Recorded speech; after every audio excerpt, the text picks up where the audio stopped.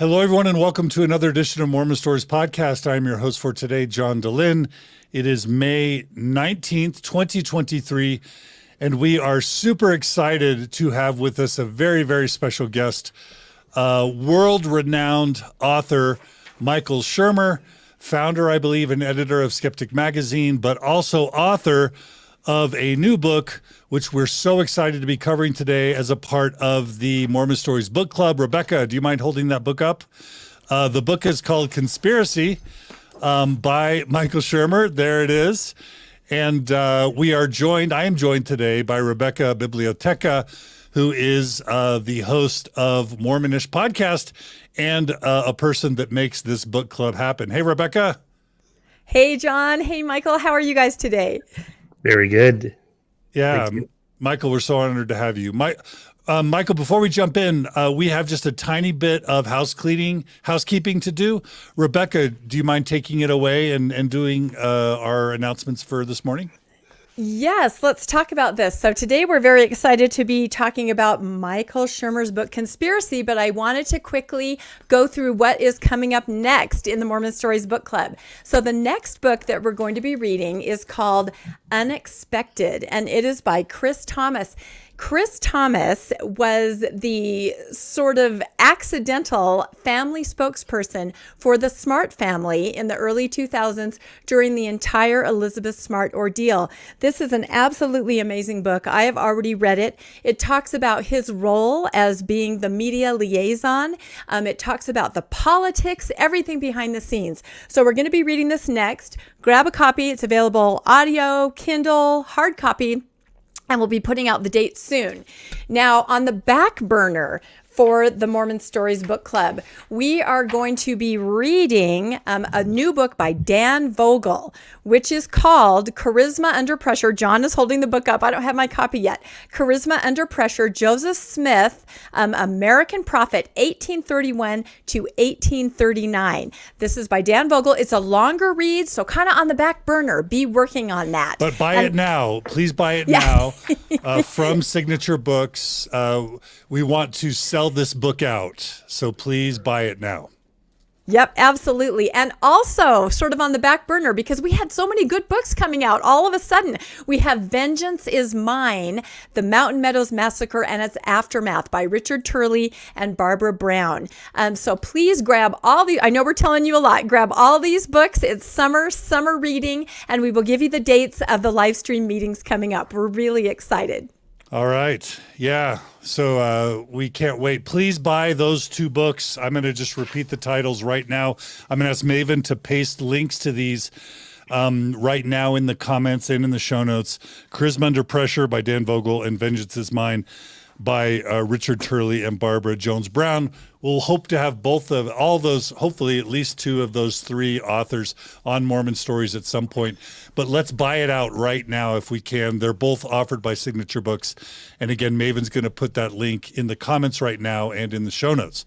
All right, Rebecca, I just want to thank you so much because today's interview wouldn't happen without you. You do such great work. And I'm just your mind is so sharp, so thoughtful. You're so well read. I'm honored to have you as my co-host for today. Oh, thank you so much. This is going to be an absolute pleasure. Okay, so Michael Shermer, I am so excited to have you here today. You know, it's not often that we have a world-renowned guest on Mormon Stories podcast. Occasionally we've done it. We've had Bart Ehrman on, for example. We've had Tara Westover, who wrote the book Educated. Yeah.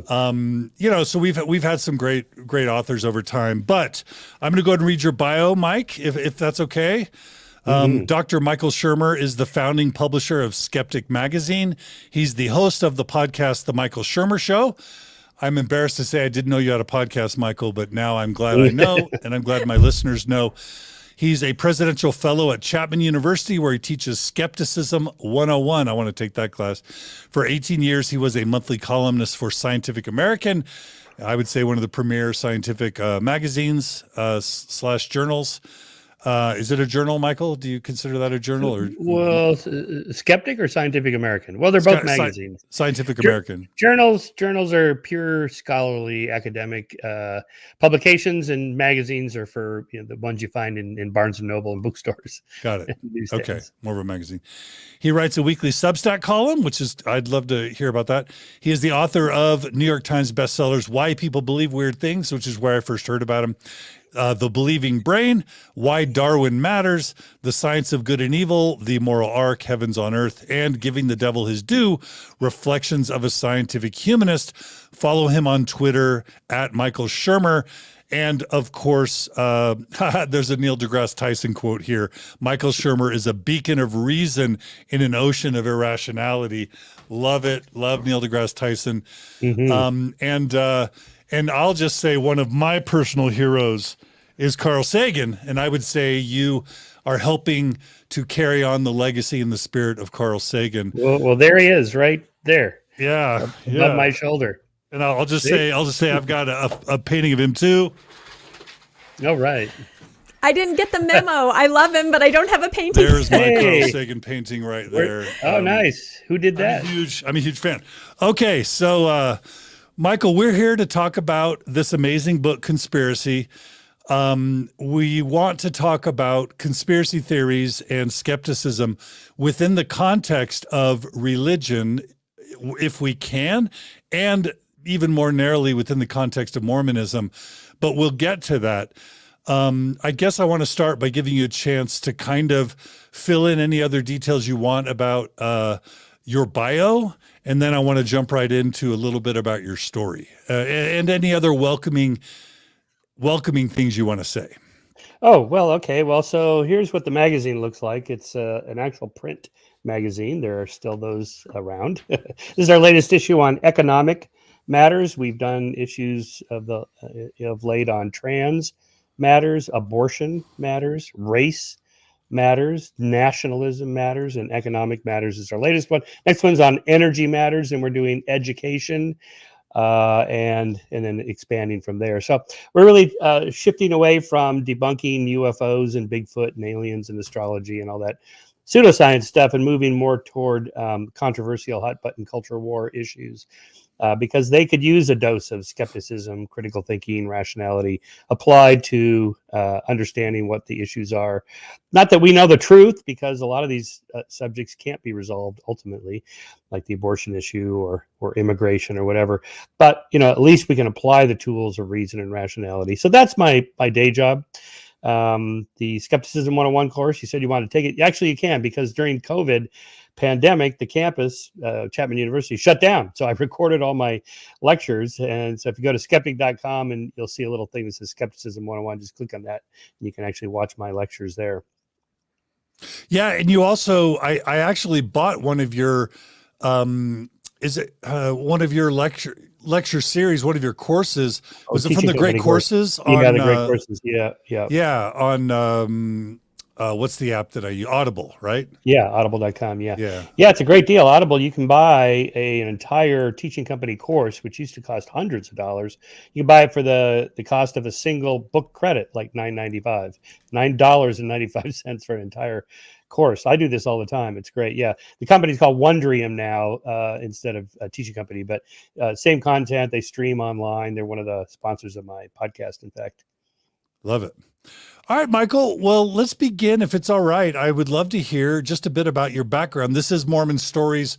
Our bread and butter is just letting people kind of tell their stories. We've got a bunch of questions we want to ask you, so we won't be able to spend the full 2 hours today on your story and your background. But I would love to hear a little bit about your story, what got you into skepticism, whether there's any religious themes interwoven into your story. And then we'll jump to some of the questions. Is that all right? Yeah, sounds good. Okay, right. Let's jump in. I don't have any Mormon stories for you, or even any foreman stories. Former Mormons, right? Is that the expression? Nice.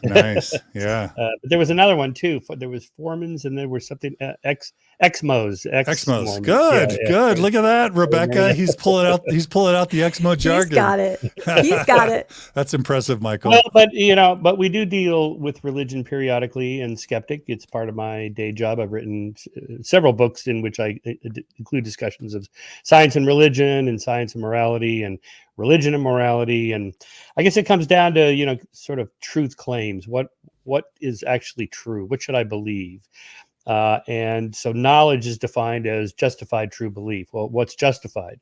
Well, we have to have some justification for what we believe. So rational arguments, empirical evidence, something to go on that takes us out of our head. So it's not just my opinion versus your opinion. So that's kind of what I've been doing for the last 31 years now. We started Skeptic Magazine in 1992. So we just apply that principle to all claims and just see how far we can go. So I'm interested in pretty much everything. Religiously, I was not raised religious. My parents were, I guess secular, but they hadn't really given much thought at all. Neither of them went to college. It's not their thing. I went to church a few times, a Presbyterian church in La Crescenta, where I was born and raised in Southern California. Okay. Yeah, Southern California. And but it was the kind of thing where, my mom dropped me off like, okay, you have to go do this now. I'm like, oh, okay. But that didn't last long. But in high school, this was 1971, a bunch of my friends were getting into the whole born again movement. And this was kind of the early stages of the evangelical movement. It was non-denominational. It was just, you and Jesus, just read the Bible directly. You don't need to go to church. And this was kind of the hippie days of, long hair, guitar playing, gold chain wearing, sandal wearing type Christianity and, singing Kumbaya and all that stuff. And so I went to a few of these sessions with and it was big fun. It was, interesting to read the Bible. And so I became born again at a Presbyterian church in Glendale, mainly because my best friend, his whole family went, and he had a really cute sister, so that didn't hurt either. And I thought, well, I could spend more time with her because I get to go to the church with her. All right, so we all went, but I take things seriously, and the preacher did a call up, as they do at the end of the sermon, like, if you want to accept Jesus, come on up. And I'm like, okay, I'll do it. And my friend was like, what? Oh my God, you're doing it. So I went up there and accepted Jesus as my savior and all that. And then I remember going back to high school the next day, and I told my friend Frank, who had been pushing me to get into this, and I said, I did it. I became a born again Christian yesterday. I accepted Jesus into my heart, the whole thing. He goes, well, where'd you do that? I said, at the Presbyterian church in Glendale. He goes, oh no, that's the wrong one. And I went, what? The wrong one? I love turns it. out he was a Jehovah Witness. And it's like, oh, okay, Jehovah, I don't even know what that is, but whatever. And but anyway, so I got into that. We went to this place called the Barn in La Crescenta, which was this kind of a converted house into this little mini church type thing. But then it was time to go to college, and so I went to Pepperdine University, which was a Church of Christ school. It was, they had just opened the Malibu campus, so I was a member of the first 4-year graduating class from the Malibu campus of Pepperdine University, and there it was required to go to chapel 2 days a week. And we had to take at least 2 courses in religion, but I took a bunch more. I took Old Testament, the New Testament, the life of Jesus, the writings of C.S. Lewis. Those were my 4 main courses I took. We read everything C.S. Lewis wrote. I was totally into all that. And I did the born again thing. I went, door to door, evangelizing. If you're an evangelical, that's by definition what you're supposed to do, is evangelize. Tell people the good news that, there is a way to eternal life. John 3:16, for God so loved the world, he gave his only begotten son, that you may have eternal life. Okay, wow. And so I graduated, and then I went to grad school in experimental psych at a state university, Cal State Fullerton. And there, no one was religious, or maybe they were, but they just didn't talk about it. It was irrelevant to what we were doing. And by then, I'd kind of fallen away a little bit.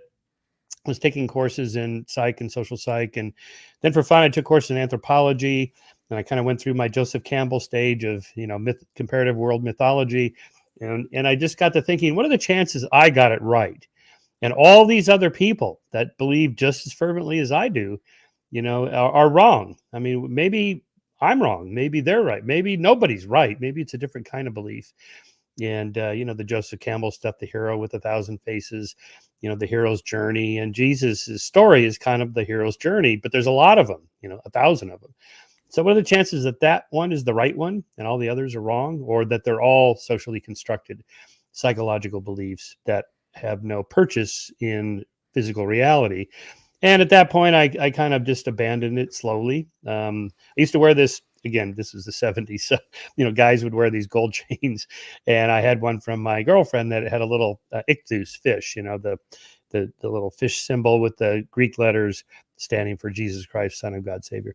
So I just took it off because I thought, this is, I'm kind of feeling hypocritical wearing this thing. I don't really believe this anymore. And I think much to the relief of my family and friends, because then I quit evangelizing. I think they were getting sick of hearing me talk about this at family dinners and stuff. So, and then there was an incident where after graduate school, my girlfriend at the time was in a car accident and she was paralyzed. And, so that it was horrible. The first several months she's in traction in the ICU unit, and it was just awful. And, I prayed for her and nothing happened, of course. And it wasn't like a big test, but it was kind of the final straw. Like, what, if there is a God, he's all powerful and all good, this beautiful young woman does not deserve this suffering. It's just wrong. And, of course, nothing happened. And I thought, what, I just think probably there is no God and just bad things happen. That's just the way it goes. There's no explanation. There's no deeper explanation. And so that was pretty much the final straw. And then that, takes me into the 80s. I was a professional bike racer for a decade, and I wasn't into any of the religion stuff or anti-religion stuff. That wasn't a thing. And when we started Skeptic in the early 90s, science and religion was not really a big thing, except for like the creation as evolution controversy. There was court cases about that. The U.S. Supreme Court held a case in 1987 about this Louisiana law that required public school teachers to teach creationism, which is a violation of the First Amendment because it's favoring one religion over others by the state. Anyway, so we kind of covered some of that. It wasn't really until the late 90s, early 2000s that the kind of culture wars over science and religion really took off. And that's when I started writing more about it. And so I'm not, I'm an atheist. I'm a skeptic. I don't think there is a God. I wouldn't put a 0 on it. There's a, in Bayesian reasoning, there's a category called Cromwell's rule that you never assign as Oliver Cromwell. Methinks that thou might be mistaken. That you never assign a 0 to anything. The UFOs may be aliens, so okay, I'll give it a 1. 99% probably not aliens, but 1%. Okay. So it's not impossible there's a God. There might be, or Jesus was resurrected. Maybe, probably not, but that kind of thing. So that's how I think about those issues. Perfect. Wow. What a great whirlwind intro. Rebecca, any quick question jump out for you? Yeah, I love the idea.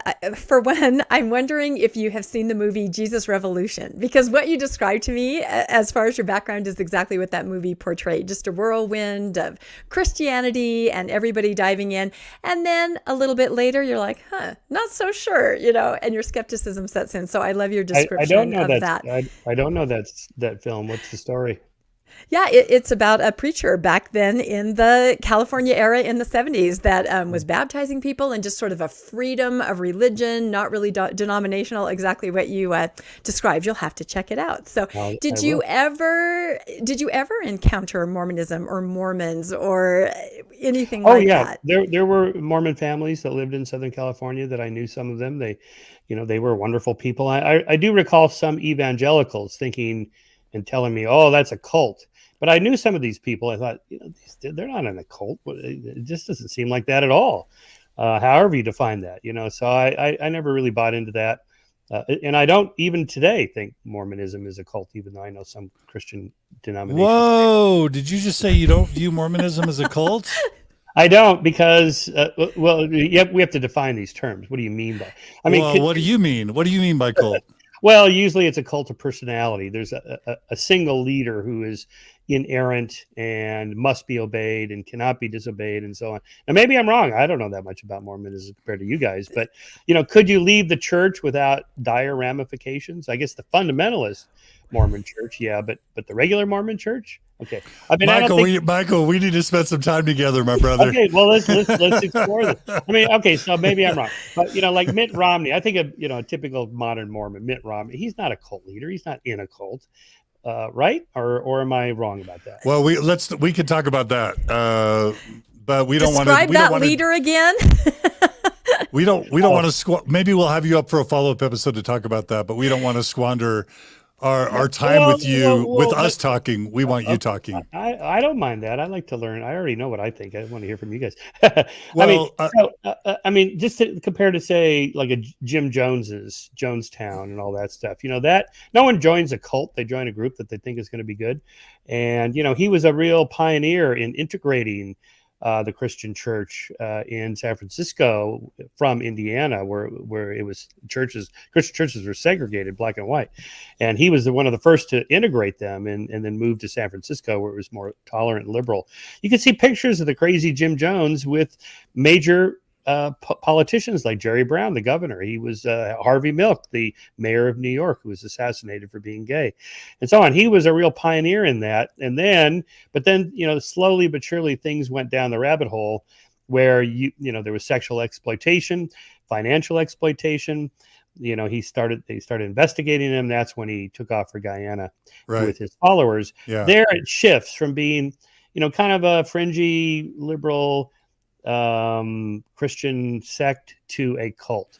Now, I guess we could say that when Brigham Young took the group to Utah after the death of Joseph Smith, maybe there it shifts to being more cult-like, or I don't know. I mean, usually cults are defined by sociologists as they're kind of marginalized away from mainstream religions.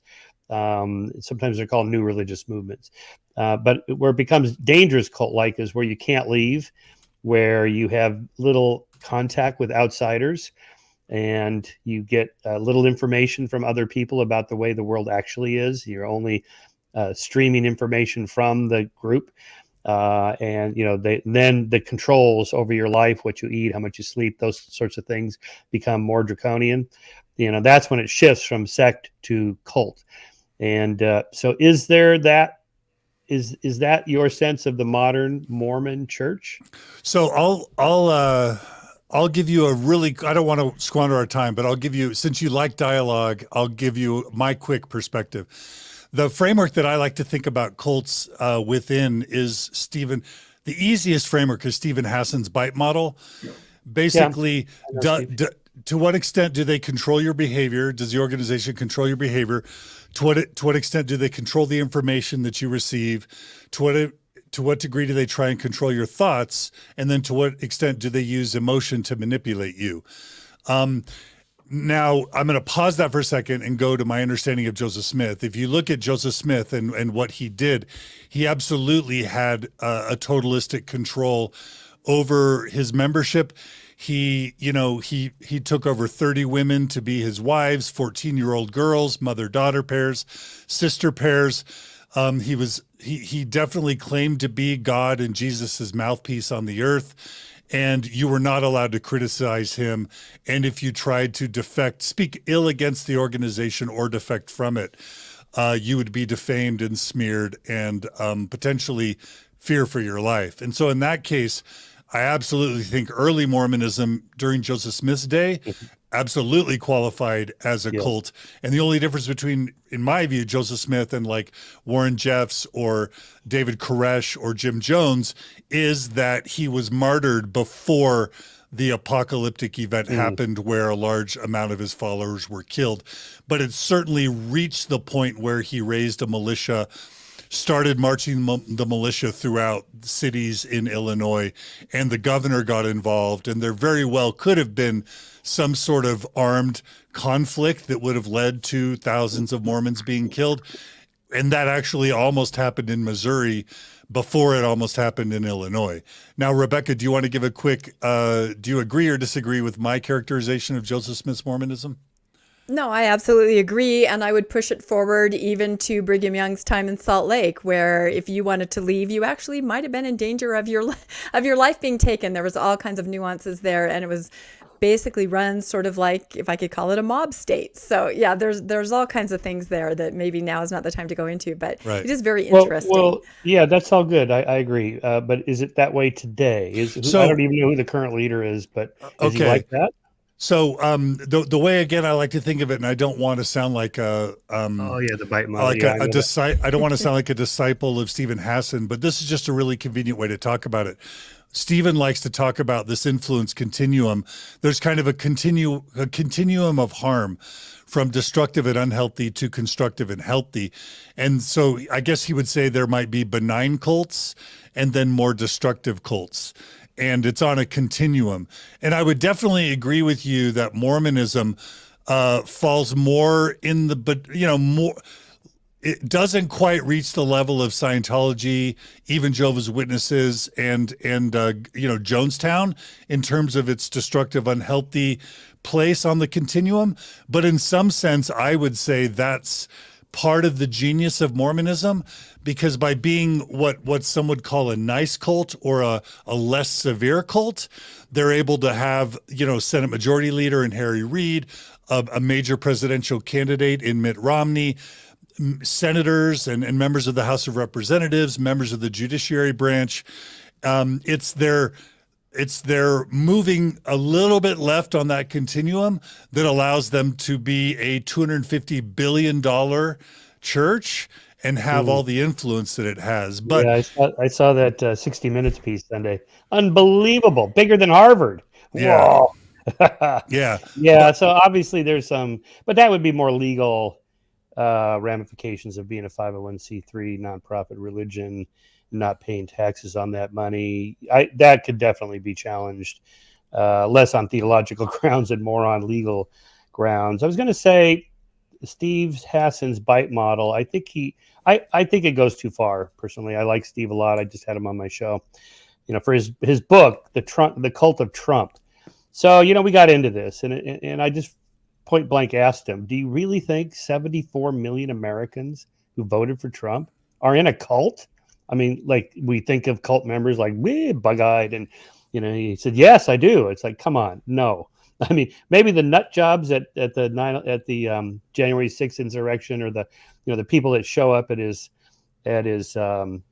speeches that are, with the ranting and chanting and signs. Okay, some of those are maybe in a cult-like position for Trump, but most people just vote their tribe. All right, I'm a Republican. I don't like Trump, but I'm not voting for Hillary, so I vote for Trump.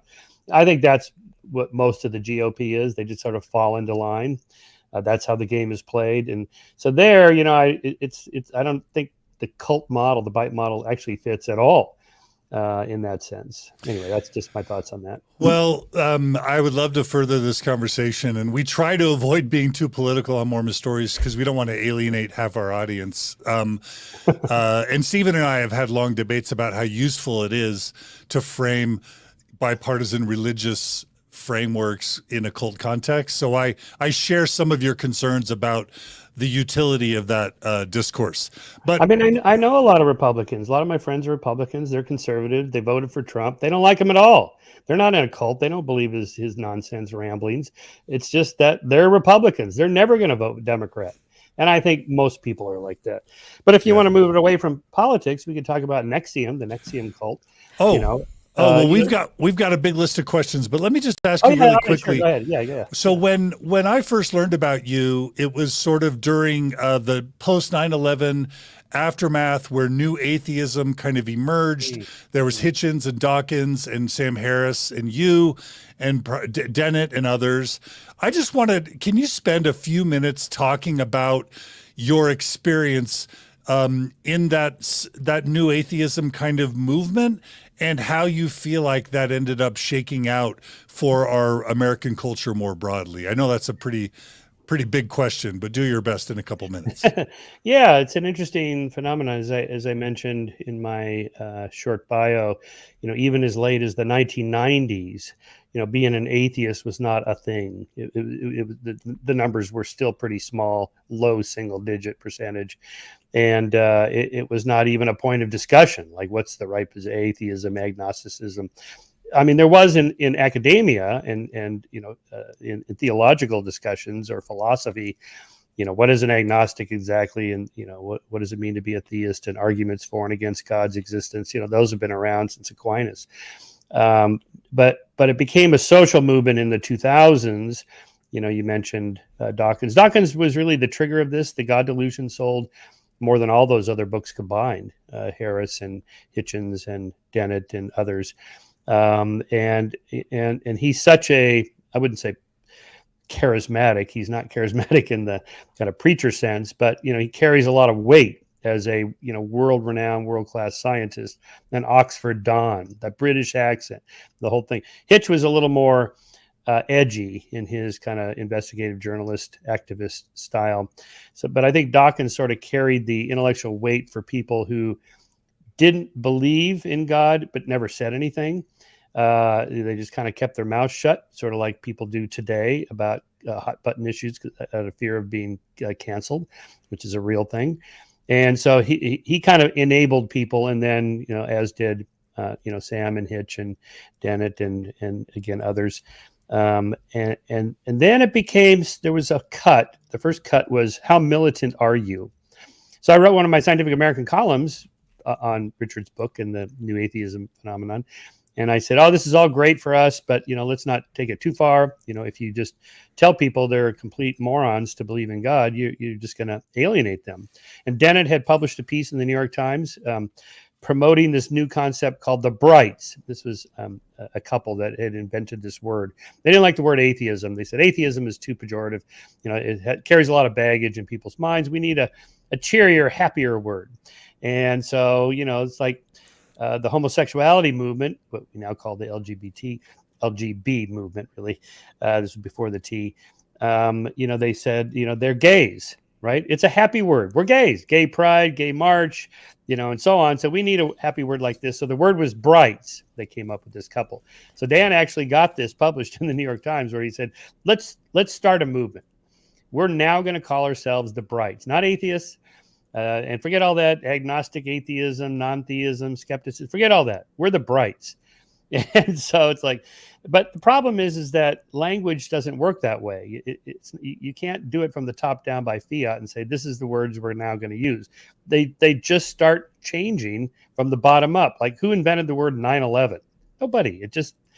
People just started using it, and then everybody was using it. And it's like the pronouns, the popular, gender pronoun thing now. There was no like top down decree. We're now going to start doing this. Just everybody started doing it. Not me, but lots of people. And so it's kind of like that. So it never really took off. And then people were making fun of, the Brights. So who are the other people, the dims? And a lot of the Brights would go, yeah, they are pretty dim to believe in God. Okay. So that was the first cut, right? That you gotta really be militant. You gotta be like Hitch, right? Get right in their face. And Hitch would even say, oh yeah, just lay it right out there. And but a lot of us didn't feel that way, and so I got a heap of hate on me, even though I'm an atheist, from atheists going, no, you're wrong, Shermer. You gotta attack these people. All right, so that was the first cut. Then in the late 2000s, maybe 2009, 2010 or so, there was another cut, the Atheist Plus movement. The plus was social justice. Well, what is that? I believe in social justice. I'm woke, woke in the original African American sense of being aware or awake to the discrimination and bigotries of the past, and we should do something about this. I wrote a whole book on this, The Moral Arc. But social justice means something else. It means far left, woke, progressive politics, and that if you're a real atheist, you'll also be a social justice warrior. And boy, that eliminated like 80% of the people that would have been part of that group right off the bat, because they politicized it. Here are the 12 things you got to believe on abortion, immigration, gun control, climate change, and blah, blah, blah, blah, blah. And it's like, well, but what if I tick the box for 8 of the 12? Oh, you're out. It's like, okay. And I actually have some thoughts on this, that I think this happens to most social groups. Marxists, fought amongst themselves about who is the true Marxist. Are you a Stalinist, a Leninist, a Trotskyist, and so on. And feminist groups splintered over this. Who's the true feminist? And even Ayn Rand's objectivist movement, splintered. Libertarians fight amongst themselves. Objective. Who's the true free market capitalist? You have to believe in no taxes or anarcho-capitalism, no government. And it's like, no, hang on. We don't want to go that far. Oh, then you're out. And so Ayn Rand famously kicked people out of her group. She had an inner circle of people that were kind of developing their ideas from Atlas Shrugged, called objectivism. And let's get out there and have lectures and seminars and tapes and pamphlets and a magazine, and we'll get a social movement going. But she ended up kicking almost everybody out of the group because they enjoyed the wrong music or they saw the wrong movies, and it's like, what? And so I actually think most groups do this. Freud called this the narcissism of small differences. And Republicans and Democrats, of course, they'd like to do that, but they realize it's a duopoly and they have to capture as many people as they can or they won't win. So they try to do workarounds. And so even though in the primaries, the candidates hammer each other and you like they just can't stand each other. And then the moment one of them is nominated, then everybody circles the wagons and they get behind the person and so on. So that's how it normally works. So anyway, that's what happened with the atheist movement. Where it is today, I don't know. We had, let's see, in 2018, there was the intellectual dark web that consisted of, myself and Eric Weinstein actually coined that term, and his brother Brett and Joe Rogan, Sam Harris, and a bunch of others. And that's kind of splintered because it was never really an organized social movement in the first place. And I think that's pretty common. In terms of like the percentage, it's the highest it's ever been. That is people who don't believe in God. The so-called nuns is huge. That is no religious affiliation. They're not necessarily atheists, but they don't belong to any religion. And most of them don't believe in an anthropomorphic God. And that's about a third of all Americans now. So that's huge. And probably, about a quarter of all Americans, about a third of millennials. And then probably, we don't have good data on this yet, but probably about half of Gen Zers. So millennials are born in 1981 or after, Gen Zers are born 1996 or after. And that's probably going to be about half. So that's remarkable. That has just happened without any, direction. Dawkins didn't create a cult and have people join. Nothing like that happened. It's just, and so sociologists of religion have been exploring the different theories about why this has happened, politically, socially, culturally, economically, what has happened to cause this huge shift. And of course, religions are scrambling to get their members back. Catholic Church, many of the mainline Christian churches have shrunk. Pentecostalism, by contrast, is increasing, particularly outside of the United States, South American countries. Pentecostalism is pushing Catholicism out of a lot of these countries. It's remarkable. 600 million Pentecostals in the world and growing. So that's interesting. But in the West, in the United States, it's not that people are branding themselves as atheists as a thing. It's just that they're quietly going about their lives with no religion, no belief in God, nothing. And I think that's super encouraging. I'd like to take some credit for that, but it's probably 10,000 things that happened that kind of pushed people away from religion, or maybe 24, or I don't know what the number is, but big forces like that. So let me ask you, what's wrong, if you had to summarize what's wrong with religion? Like, what's wrong with believing in a higher power, if it makes you feel loved, if it makes you feel more secure, more comfortable? What's wrong with believing in Jesus if it makes you want to live a better life, if it makes you want to be a little more charitable or ethical?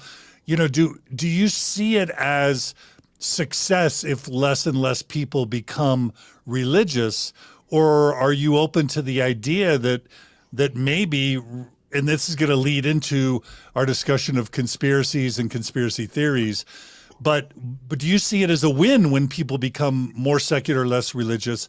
Or do you think there's an important social place for people having, let's just say, some of the more benign religious beliefs? Oh, both, for sure. I think it's a win in the sense that, back to talking about knowledge as justified true belief, we should believe things that don't need to be believed in to be true. That is, they're actually true.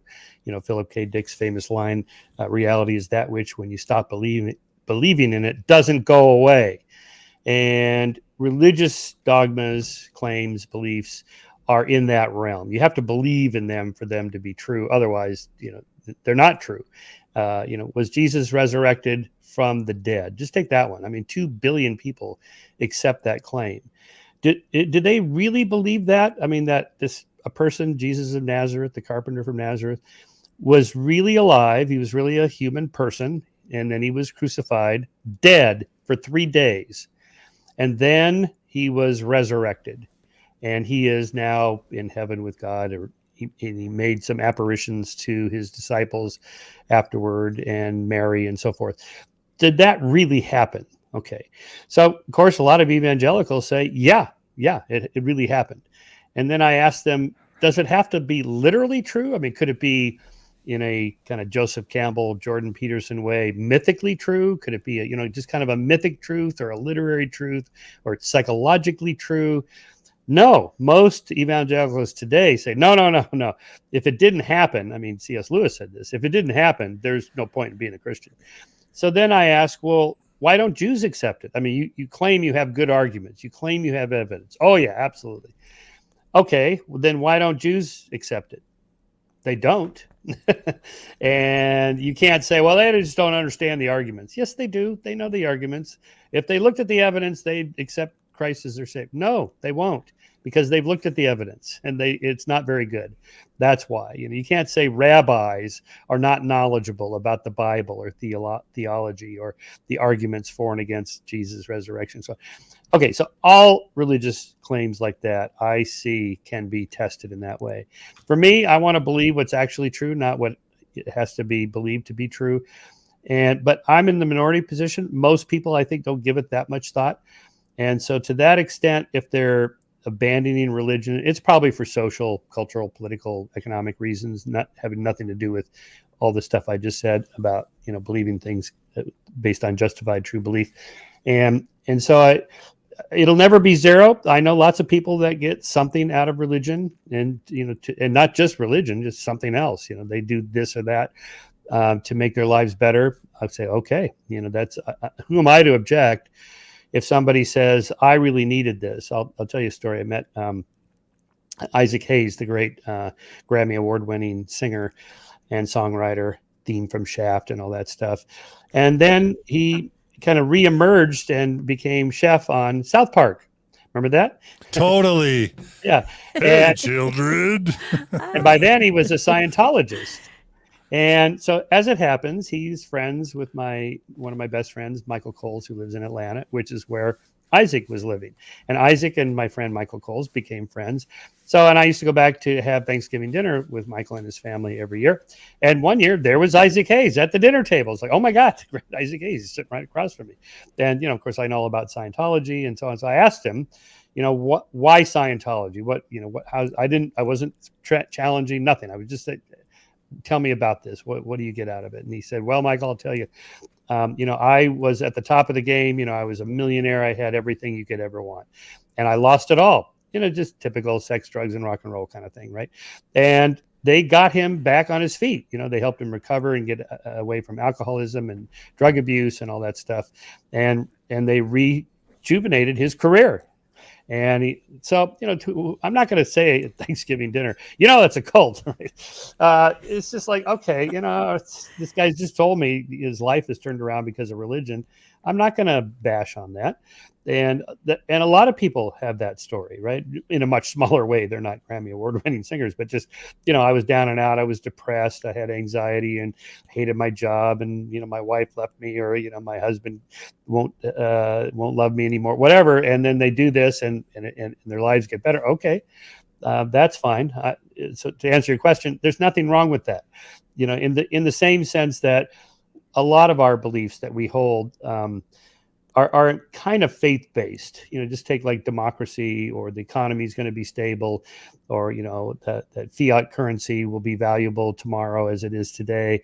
I just walk around the world engaging in it without giving too much thought to these things.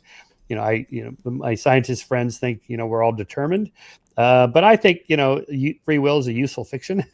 Otherwise, why would I bother to get out of bed and make choices to get through the day? And there's a lot of things like that. And I think religion is something like that. There's a lot of mythic truths that we hold. In the conspiracy book, I talk about these proxy conspiracisms. They kind of stand in for something else. Whether they're true or not is sort of beside the point. It's just something you hold for some other reason. And I think religion is a lot like that. But again, if the predictions that without religion people would not be good is not true. And European countries are way ahead of us on this. Post World War II, their rates of religiosity plummeted. They're like 10%, that attend church, not 50 or 60%. And they haven't collapsed. Their societies are actually quite a bit better. Their cultures, their politics, their economics, their social system, by almost any measure: abortion rates, STD rates, out of wedlock pregnancy rates, suicide rates, infant mortality rates, and just on and on, homicide rates, crime rates. All of those are lower in the secular European societies, lower than in America. America, the most religious still of all the, say, top 20 industrial democracies. Our country is the worst. We're like rated last by those measures. And so whatever religion is doing, it's not making society better. And without it, you can still be nice to people. And why? Because it's good. Just be good for goodness sake. You don't have to have some promise of a reward in the next life. Why do you need that? Isn't it better to treat people well because they're people, because they're like you? I love it. Right? And I think more and more people have inculcated that, those ideas, just absorbed it. It's just happened from the bottom up without anybody like giving a lecture about it or having an official program. It just happens. Love it. Love it, Michael. Okay, that was a wonderful introduction. Rebecca, will you hold up his book really quick? Now it's time to jump in. Now it's time to jump into your amazing book, Conspiracy. I want to ask every viewer and listener right now to go purchase this book. We're going to have Maven put it in the show notes, put it in the comments. Go to Amazon, buy this book. We want 10,000 of our listeners at minimum and viewers to buy this book so that Michael Shermer can say he had a good experience on Mormon Stories podcast. I also want to very quickly thank Kathy Downs for her super chat. Those donations help keep us alive. Any of you who want to donate to support Mormon Stories can do so through the super chat feature, and we really, really appreciate it. Okay, Michael, before we start talking about religion and conspiracies and conspiracy theories, I think we want to begin by having you define the difference between a conspiracy and a conspiracy theory. Is it okay if we start there? Sure. All right, let's jump in. So a conspiracy is two or more people plotting in secret to do something to a third party or person without their knowledge or consent. A conspiracy theory is a theory about that. That is the claim that this is actually happening. And then a conspiracist is somebody who thinks that these things are happening, again, whether they're true or not. So it's really a signal detection problem, as I presented in the book. That is to say, there are conspiracies, for sure. These happen all the time. Watergate was a conspiracy. The assassination of Lincoln was a conspiracy.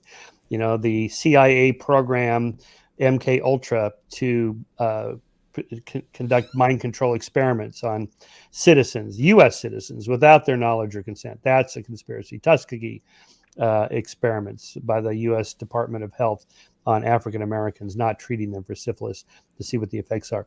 Without their knowledge or consent, that's a conspiracy. Much of activities of the CIA in foreign countries to rig elections, assassinate foreign leaders that we didn't find out about till later, that's a conspiracy.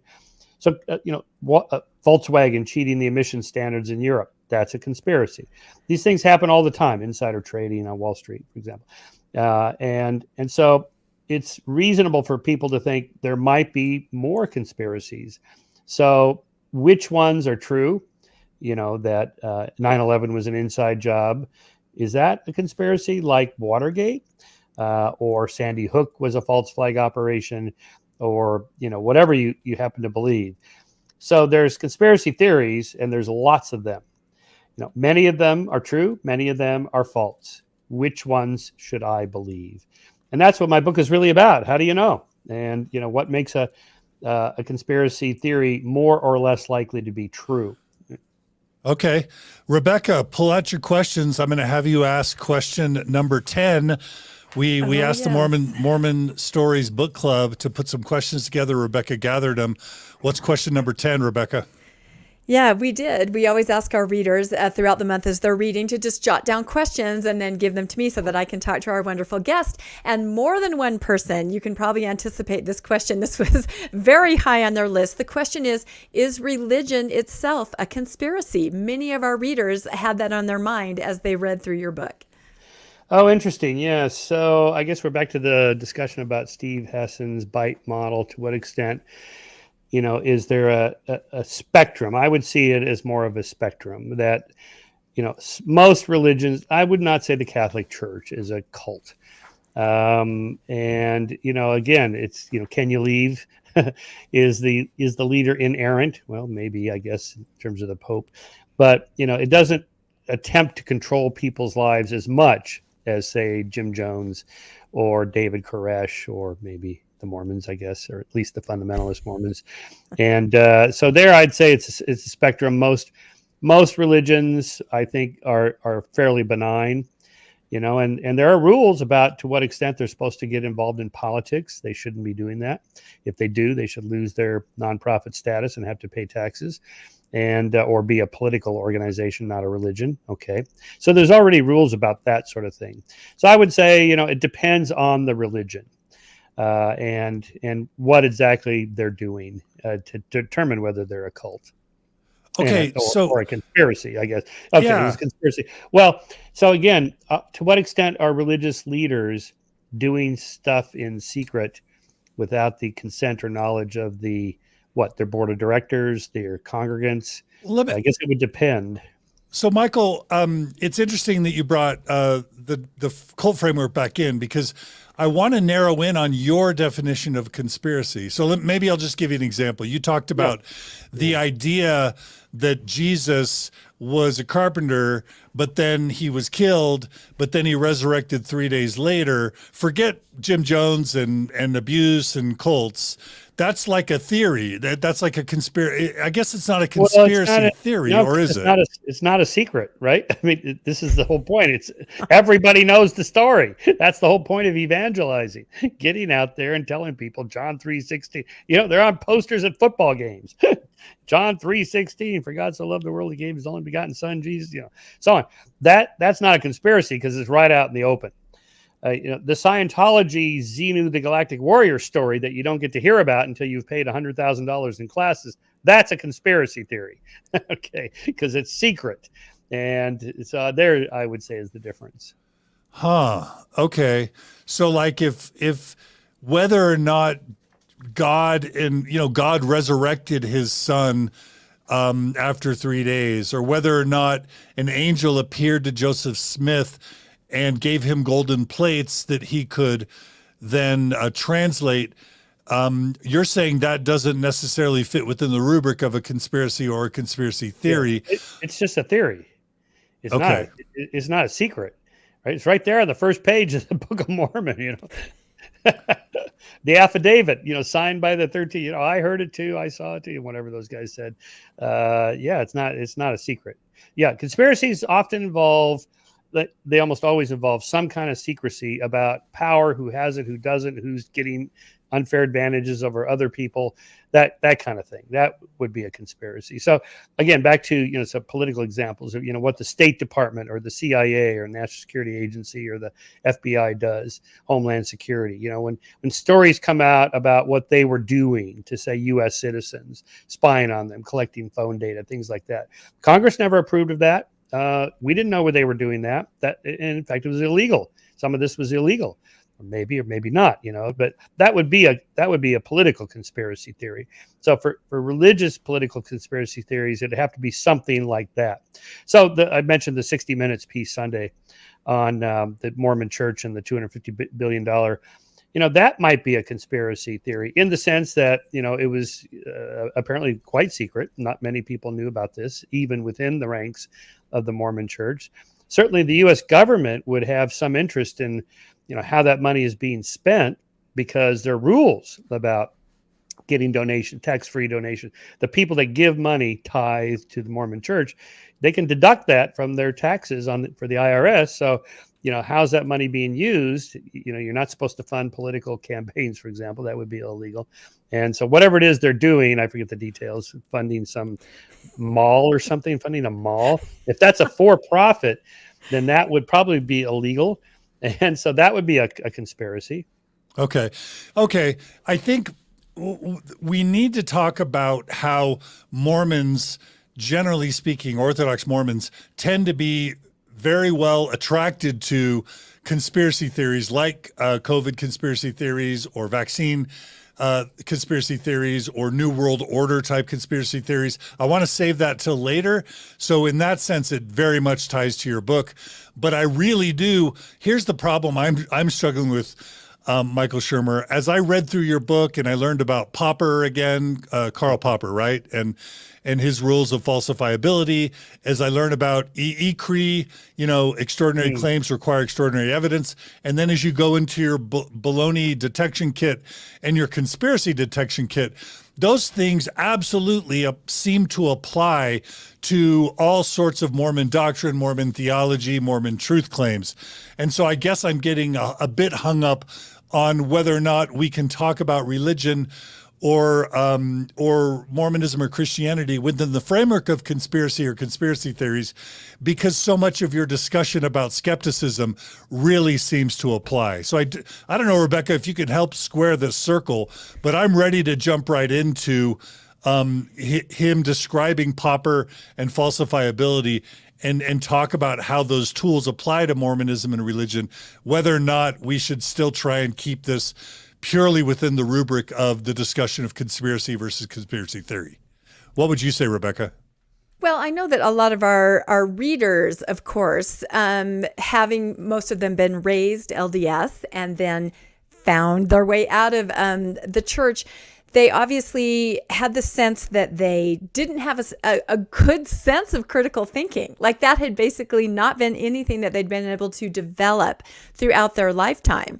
And so I think that may be why when you mentioned Mormons tend to fall for a lot of these conspiracy theories, I myself personally was raised by conspiracy theorists who were also professionals and scientists. So it was always a strange kind of a juxtaposition for me. But, I was raised to think the moon landing never happened, and that Area 51, the aliens were there. I mean, this was just something I was raised with. At the same time, I was raised with Joseph Smith saw two personages. So for me, no wonder I never really had a handle on what was going on until much later in life. It was very confusing.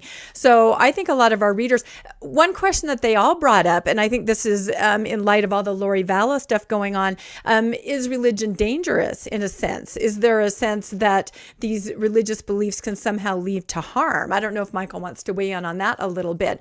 The idea that the critical thinking is absent because of being raised in a high demand, high control religion, and then can that lead to actual harm? If you're familiar, I'm sure you are, with the Lori Daybell situation. I don't know that. What is that? Oh, okay. Well, maybe we don't have time to get into that. It's basically a mother who had weird Mormon beliefs who ended up likely conspiring to kill two of her ex-husbands. The lover, that's right. Yes. Two of her own children, and yeah, that's a national story. Yeah, of course I know that story. Yeah. Okay, so that would be an example, but we don't want to generalize and say most Mormons are likely to kill their kids and their spouses or whatever, because of the counterfactuals. How many have that background and they never do anything like that? Most Mormons don't kill their kids, right? Most people don't kill their kids. So I think the edge cases like that don't tell us very much at all.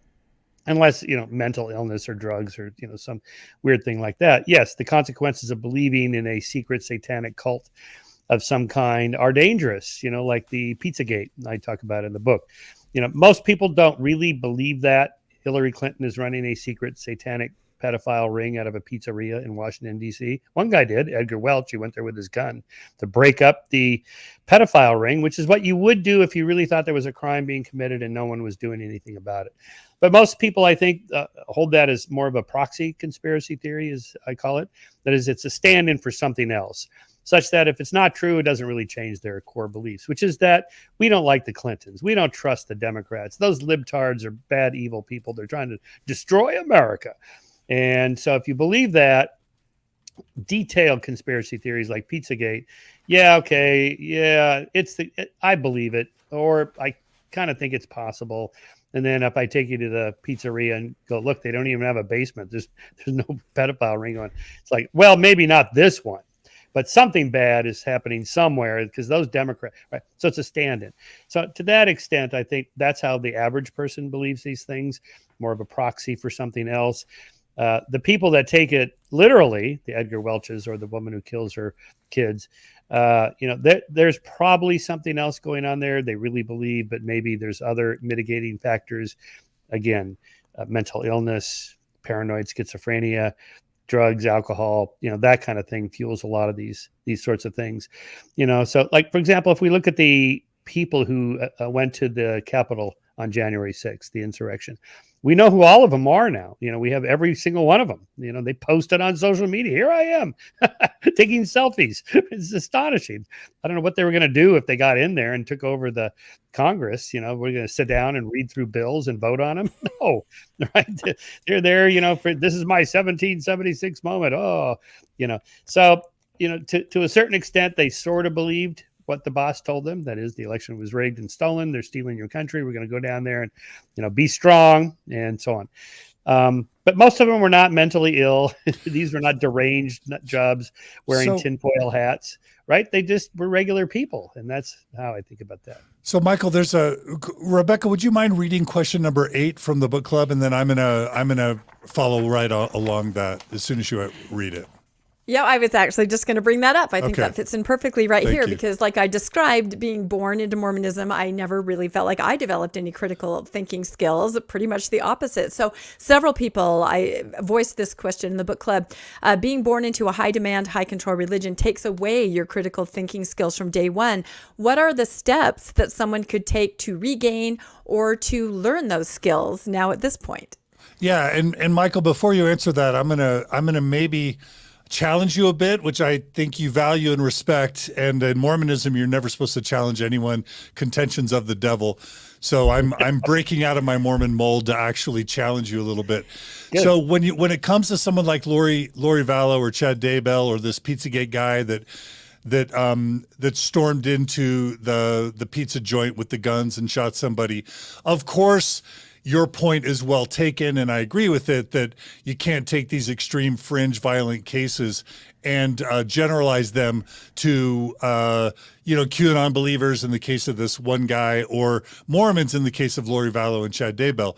But what I do, you've probably heard the quote that sometimes it takes religion to get good people to do bad things. Yes. If you're raised from a child, from infancy, to believe that there are spirits in the world and evil spirits and good spirits, and if you're raised to believe that God's looking over us and that God can give us special powers and that our emotions can be interpreted as God's will, and then you're taught that a Mormon scripture like in 1 Nephi chapter 3 verse whatever, that it's better that one man should perish than that a nation dwindle in unbelief. And you start to be indoctrinated from a very young age that you can believe your thoughts or emotions as from God, that sometimes violence can be justifiable in extreme cases. Are you, and also just generally to believe in a supernatural world where there's demons possessing people. I can see how those indoctrinating beliefs from infancy can prime people to be vulnerable to certain types of behaviors, like, oh my gosh, I'm in love with this woman. How do I deal with that? Oh my gosh, but maybe her ex-husbands or children are possessed by the devil. And maybe it does make sense. Maybe we do have a great work to do. Maybe God wants us to, prepare the world for Jesus's coming. And maybe these ex-husbands and these children are getting in the way of God's eternal plan. And maybe they do need to go.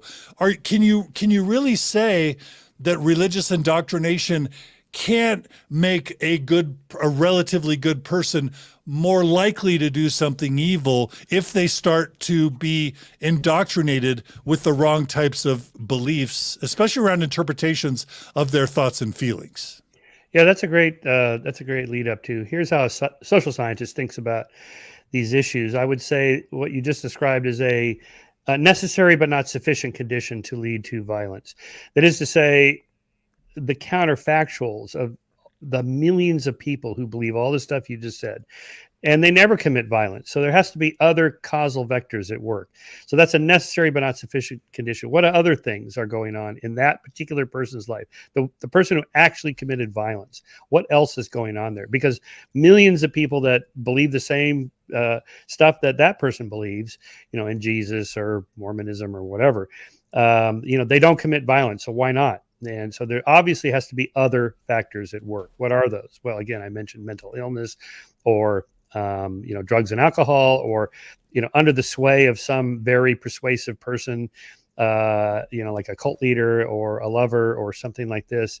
There's a whole bunch of those kind of mitigating factors, which allows the counterfactual examples to continue and realize, okay, there's many things at work here.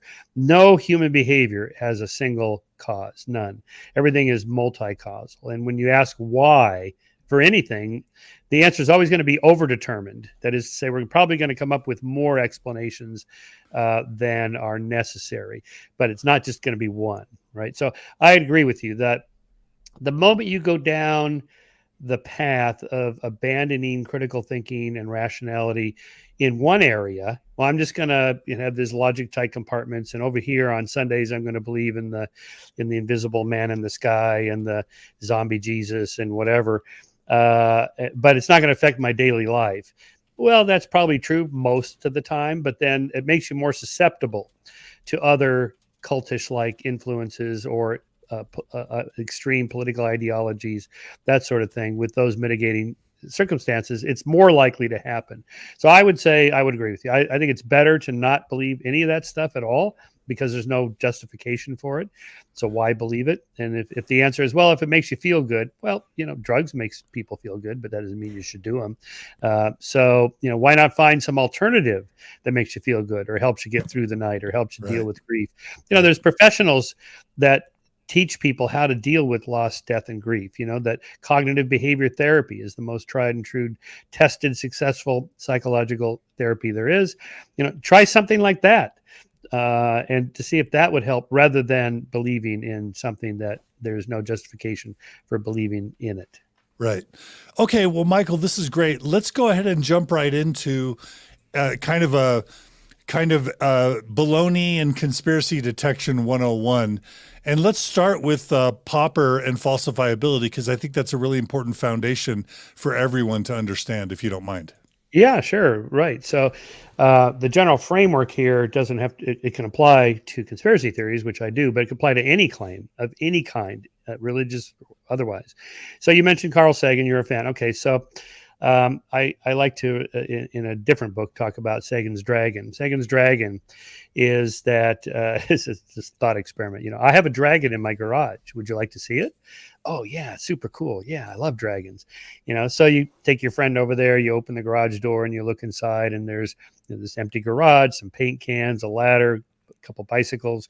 It's my garage, a bunch of bicycles, but there's no dragon. And so your friend says, well, where's the dragon? And you go, well, it's an invisible dragon. Oh, huh. Okay. Well, I got an idea. Let's sprinkle some powder, some flour on the ground, and then we'll see the invisible dragon's footprints as he walks around. And I say, well, actually, this invisible dragon hovers above the ground. It levitates like a foot above the ground. Huh. Okay.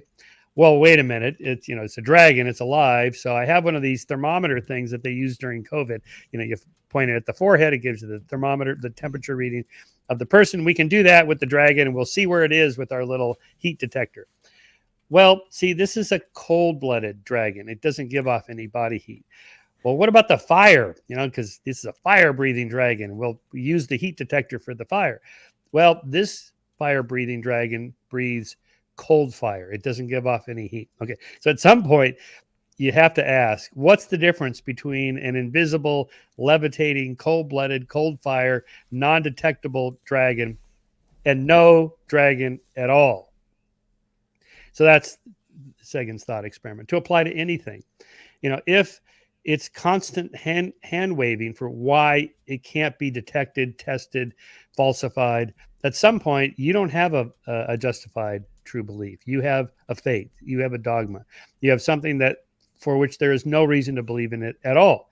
And that we can apply to any particular claim. Now, the principle, the ECRI principle, also from that Carl made famous, although somebody else said it, and actually goes back to Hume, extraordinary claims require extraordinary evidence. So ordinary claims require only ordinary evidence. Extraordinary claims, you better have a lot of evidence, right? So if I tell you that, I'm going to, here in Santa Barbara, going to jump on the 101 freeway. I'm going to drive south and I'm going to take the 23 up to the 118 freeway, the Ronald Reagan freeway. I'm going to go into the valley, Simi Valley, and so on and so forth. You'd go, yeah, okay, whatever. I take his word for it. I don't know those freeways, but fine. And that would be the end of it. But if I said, right at the junction of the 101 and the 23, it was late at night and this bright white light came over my car, and all of a sudden all the electricity went off. My car stopped, and these aliens beamed me up into the mothership, and they took me to the Pleiades, where I met the aliens, and they gave me a message to give to the Biden administration that we have to stop polluting our planet because we're destroying, and nuclear weapons are bad and whatever. All right. At that point, you go, okay, hang on, Shermer. Okay. I'm with you on the 118 freeway and the 101 and all that stuff. I don't need evidence for that, but the part about the Pleiades, how do you know? How do I know you're not losing your mind, right? That, did you grab something from the dashboard of the spacecraft that you could bring back? I could see. Well, no. Did you take any pictures? Well, no. Do you have any evidence? Well, I really swear I went. Sorry, that's just not going to be enough. Like with the dragon, I feel the dragon in my heart. I feel the love of the dragon. Sorry, that's just not going to cut it. We have to have more evidence because it's an extraordinary claim. And I actually apply that to the resurrection of Jesus. 100 billion people have lived and died before the 8 billion people alive today. How many of them have come back from the dead? Not one, but maybe one.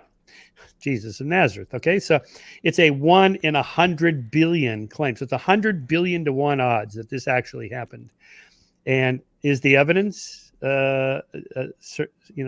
matching that extraordinariness? No, it's not even ordinary. The evidence is paltry, right? So there's no good reason to believe it because the evidence. So you can apply those principles. They're pretty simple. Should I believe claim X? Well, how's the evidence for it? And what kind of claim is it? Is it the kind of thing that could happen? So it's reasonable and you don't need a lot of evidence for it. Or is it really so unusual? You better have a lot of evidence. That this is my complaint about UFOs and UAPs. Why don't you believe, Shermer? It's like, because the evidence is so crappy. Oh, but look at all the photos. Yeah, they're all blurry. They're grainy photos, blurry videos. You can't quite. Yeah, but the pilot swears he saw it. I'm sorry. He can swear all he wants. But it's an extraordinary claim. We're being visited by aliens, or it's this super advanced Russian technology. Sorry. That's an extraordinary claim. I need a definitive. What kind of evidence? The Chinese spy balloon. That kind of evidence, photographs where you can clearly see every detail of the balloon and the equipment bay it had beneath it. And there's our fighter jet above it, photographing from down below. There's another fighter jet shooting it down. There's the Navy people in the ocean dragging up the debris from the ocean. There it all is. That's the kind of evidence I need because that's an extraordinary claim. So you can apply that to anything. Okay. That's really, really good. Okay. So in your book, you have 2 criterion. I don't know if that's what you would refer to them as for trying to detect truth from error. I've got the baloney detection kit. Is it Bologna or baloney? How do you pronounce it these days, Michael Shermer? I think it's Bologna, but Bologna. I think baloney detection is fine. So there's the baloney detection kit and the conspiracy detection kit. I want to start by talking about the baloney detection kit. And if it's okay, what I've got here is the list of these 10 questions. And I can make them bigger if that's helpful. But first I want to ask you, kind of get your consent. Would it be okay if we tried to evaluate some basic Mormon truth claims by this framework, or does that make you uncomfortable? No, why would Okay. it make me uncomfortable? I don't Okay, care. so let me lay out. Let's just say some basic Mormon truth claims, and here it would be. It would be that in 1820, God and Jesus appeared to Joseph Smith, a farm boy in upstate New York, when he was 14. That they sent an angel with golden plates, who was a Native American, resurrected Native American being, to deliver golden plates to Joseph, which was a record of ancient Native Americans talking about Jesus and Christianity, that Joseph used a stone and a hat to translate those golden plates into what now is the Book of Mormon, and that Native Americans today are the descendants of the dark-skinned Lamanites that God cursed with dark skin for their wickedness. And all of this comes out of sort of core mainstream Mormon theology. And so let's just now say we're going to introduce the baloney detection kit, and we're going to apply some or all of your 10 questions to that core Mormon theology that I just laid out to you. So go ahead, Michael Shermer. Do you want to go through each one individually? How do you want to do it? I'll just pick a couple. So Okay, I mean, we know the context of this during this kind of great spiritual movement of that time on the east coast of the United States, in which there were a whole bunch of these spiritual movements. Joseph Smith wasn't the only one. There were a lot of people that were doing those kinds of activities, that kind of translating the word of God through their, what we would call channeling, something like that. The seer stones, that put the stones in the hat, put your face in. He wasn't the only one doing that. And when you do that, you can claim anything you want because no one else can test it. Again, it's like Sagan's dragon. Let's put the questions back up because I forget what they are. Absolutely, absolutely. Here they go. So does the source make similar claims? Yes. I mean, Joseph Smith was, whatever his personal problems were, he made a lot of claims like that, most of which were really far out, right? So have the claims been verified by somebody else? Well, of course, there's that, the affidavit of other people, his buddies who, The saw 3 same witnesses thing. and the 8 witnesses that all signed a document saying. But how Family reliable? members. How reliable are those? I mean, it's a little bit like the biblical accounts of people that said they saw Jesus after he was crucified. Post-death apparitions are not that uncommon amongst people who really follow somebody, or a family member or something like that who passes. They see them again. Not really, it's just in their head, right? So the 500 people that saw Jesus after his death. Well, no, we don't have 500 independent accounts. We have one account that says there were 500 people, right? So that's very different from the claim being verified by somebody else. Does this fit the way the world works? Well, no, the world doesn't work that way. You could easily test somebody and just put, just some text in an opaque envelope and say, okay, tell me what's in this text. You can use, all the magic stones you want. You can use psychic power. You can use Einstein's equations of general relativity, whatever you want. But, you're not likely to be able to read through an opaque envelope, unless it's Penn and Teller that are doing a magic trick. All right. Has anyone tried to disprove the claim? Well, most of the tenets you just talked about with the Native Americans, those are absolutely false. That has been tested. We know through the Human Genome Project and extensive genetic population drift research showing where the Native Americans came from and when. Roughly speaking, they probably came to North America from Siberia, around 20,000 years ago. Maybe slightly older. There's this one site in New Mexico, it's about 23,000 years ago. But, nothing at all like the Mormon story. And we know who they are. These are not like a lost descendants of Israel or the lost tribe of Israel. Nothing like this. They're not the people of Ham and so on. We know who they are. We know who everybody on the planet is. All populations, we know where they came from. In fact, we're all from Africa, if you want to go back far enough. And tracing migratory patterns through genetics and language and archaeological evidence and so on. We know how that works, right? So most of those Mormon claims have not only been tested, they've been falsified. They're not true. The problem for religion is if you claim you have absolute certain truth about everything in your book, then when you're confronted with contrary evidence, what do you do with that? most religions spin doctor around it, or they quit talking about it, or whatever. But in fact, this is the problem with religion. It has no mechanism by which you can alter your dogma, because your dogmas are based on the idea that God told us. So we have the final authority. Well, what if what God told you, or however you think it came to pass, that you're wrong? That's not who the Native Americans are. They're not who you think they are. You are wrong. And what do you do with that? Well, in science, you just go, well, okay, I was wrong. We'll alter our theory.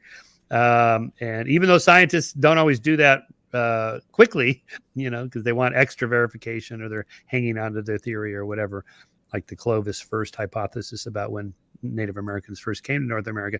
Those dates keep getting older. Fine, but most people accept the older dates now. Let's see. Does the new theory account for? No. Read it all the way for our listeners. Does the new theory account for as many phenomena as the old theory? Right. So, okay. So in this particular case, the Mormon origin story, the problem is that it's going up against science. And science is just saying, well, we don't know for sure. This is our current theory about migrations into North America. There may have been more than one. Here's the evidence we have so far. This could all change next week with the turn of the spade. We may find some new fossils or new tools that date back, 50,000 years or so. My friend Graham Hancock, the alternative archaeologist, he thinks, that people were here maybe 100,000 years ago. Okay, well, what's your evidence for this? Well, his evidence is not very good. So most archaeologists don't accept his theory about perhaps even Neanderthals in North America and so forth. And, he's unhappy that that mainstream archaeologists don't accept his theories, but that's just the way it goes. It's an extraordinary claim that people didn't come to North America first around 20,000 years ago, but in fact, they came here 100,000 years ago. That's an extraordinary claim. You better have really good evidence. The evidence isn't very good. It's not 100% not true. Could be, but that's the problem. And again, it's one of these stories that's it's so full of human psychology and, how people act and behave. He was very much Joseph Smith, very much a product of his own time. The whole business about the, polygamy stuff is just such a typical guy thing, right? John Krakauer writes about this in Under the Banner of Heaven. It's just the funniest passage. Basically he's already having an affair with this woman down the street, right? Typical male. He just wants to sleep around, have a lot of partners. And, the religion says you're not supposed to do that. Okay, how am I going to get around this, right? Oh, I know. So, honey, I've been talking to God. And you're not going to believe this, but he says, I have to marry so-and-so down the street. I know. I couldn't believe it either. I don't want to do it, but man's got to do what a man's got to do. And she's like, what? In that case, I'm going to have multiple husbands. I'm going to go take on a lover. Oh, well, we talked to God about that. And he was very specific. This is only for the guys. It's just like, dude, really? She's buying this? Come on. And, so then he gets the other guys, they heard the voice of God and they're telling their wives, and it's just the whole crazy story. Brigham Young, he was monogamous, and I'm not going to do that. And he tried it out. Like, hey, this is pretty fun. Okay. Yes, I talked to God, and then then Utah wants to become a state of the union in 1896, I think it was, and the federal government says, you're not doing that with the polygamy thing. You can't be a member of the state of the United States. Well, we got another revelation from God. We were talking to God, and he said, I've been rethinking the polygamy thing, and I'm thinking, maybe monogamy is the way to go. Okay. And then, blacks can't be part of the Mormon, hierarchy, until the civil rights movement in the 60s and 70s. Well, we've been talking to God. He says, blacks are actually not that bad. It's okay to have, it's like, come on, women are getting more freedom with the women's movement. It's like, it's a cultural phenomenon. There's no higher God talking to anybody. I love it. Love it. How wasn't that great, Rebecca, to hear him riff on? It just sounds so clear right there, you know. And I would tell you, Michael, that there's a phrase that Mormons use, doubt your doubts. Whenever critical thinking does start to kick in, you're told from the top, doubt your doubts. If you feel a doubt, the thing that you need to do is to doubt that. And there's an even newer phrase now that says looking for answers is not the answer. And even the idea that the more clear the evidence seems, that means Satan may be behind it, you know, the more clever the evidence. So I might ask you, Michael, because we all have conversations as post-Mormons, you know, with family members that are still in the church, friends, and you do have these conversations and you run up against that, you butt up against, well, you know, I don't acknowledge that because I doubt that what you're saying. You know, you try to use critical thinking and you come up against that, doubt your doubts. So, and then you also come against just emotion. Then they will inevitably just say, but I know, I feel, sometimes breaking into tears. Are there any ways to, I don't know, continue conversations, especially with family members, when all they can really do is kind of cry at you, you know, and you still want to have a relationship and you want to explain, we can get along, we can find a common ground. Is there anything in your experience where you can just continue the dialogue in that way? Yeah, I have a whole chapter in the second to last chapter of the conspiracy book on how to talk to a conspiracy theorist. But really, it would be how to talk to anybody about anything that's controversial or may make things divisive between you. And the first point is not to lecture at them, not to tell them that what they believe is utter nonsense. It's to ask questions, to be respectful, to listen, try to steel man the other person's position. That is to say, instead of straw manning it, where you just kind of reconstruct their beliefs in a way that's easy to knock down, try to steel man it such that you're repeating in your own words what you think that they actually believe, to the point where they say, yeah, that's what I believe. So before you do anything, before you try to debunk or counter or rebut anybody's claims, just see if you understand what it is they're saying. And that's actually hard to do. Most people have a hard time recounting what somebody actually believes, or the person, when they hear how it sounds, will think, well, yeah, that doesn't sound so good. Let me try to modify it this way. And they'll reconstruct their claims to sound more rational or more logical. Anyway, that's all fine, because, you know, if we're not talking about the same thing, then we're just talking past each other and there's no point in having conversation. So again, and look at the person in the eye, nod, listen, actually listen, you know, where you respond to what they said, and you're not just nodding to wait to get in your next point where it doesn't matter what they say, because no one likes to be ignored. People like to be respected and listened. If you can find some common ground, like, oh, I totally understand, like in your case, you could say, well, yeah, I was a Mormon, I believed all of this and now I don't. And then but don't tell them why. Just let them ask, well, what happened? You know, or just, and then you let them ask you the questions. What they're really asking is, could this happen to me? But don't say that. Don't say, yeah, this could happen to you, you should join me. No, just say, well, here was my journey. You know, I believed all this, and then, you know, I read this book, or I was kind of thinking this through. What's the likelihood of this really happening? And, you know, and then I, you know, I dropped this part, and then I dropped that part, and I discovered nothing bad happened. And, you know, just kind of walk them through. I do this with like climate change people that, you know, I was a climate change skeptic in the 90s and early 2000s. I thought, I don't know, they've made all these predictions, nothing bad happened, peak oil, end of the rainforest, none of that happened. You know, I think they exaggerate a lot of this. I don't know. And then, you know, this new studies came out, I started reading it, and then I changed my mind. Oh, wow. So by giving the pathway, you can kind of show how somebody could reason their way to change in their mind without it being bad. It's just perfectly okay.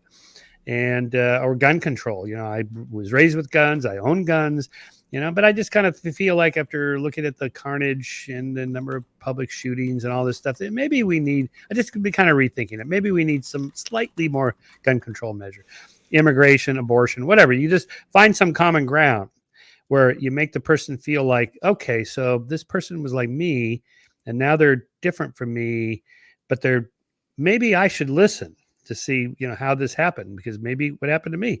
And then you make it clear that you have to take it off the table that this is going to have to change their entire identity, because people aren't going to give up their identity. You know, if being a Mormon is absolutely the most important thing in their lives, you can't just say, well, just give it up tomorrow. They're not going to. It's not going to happen.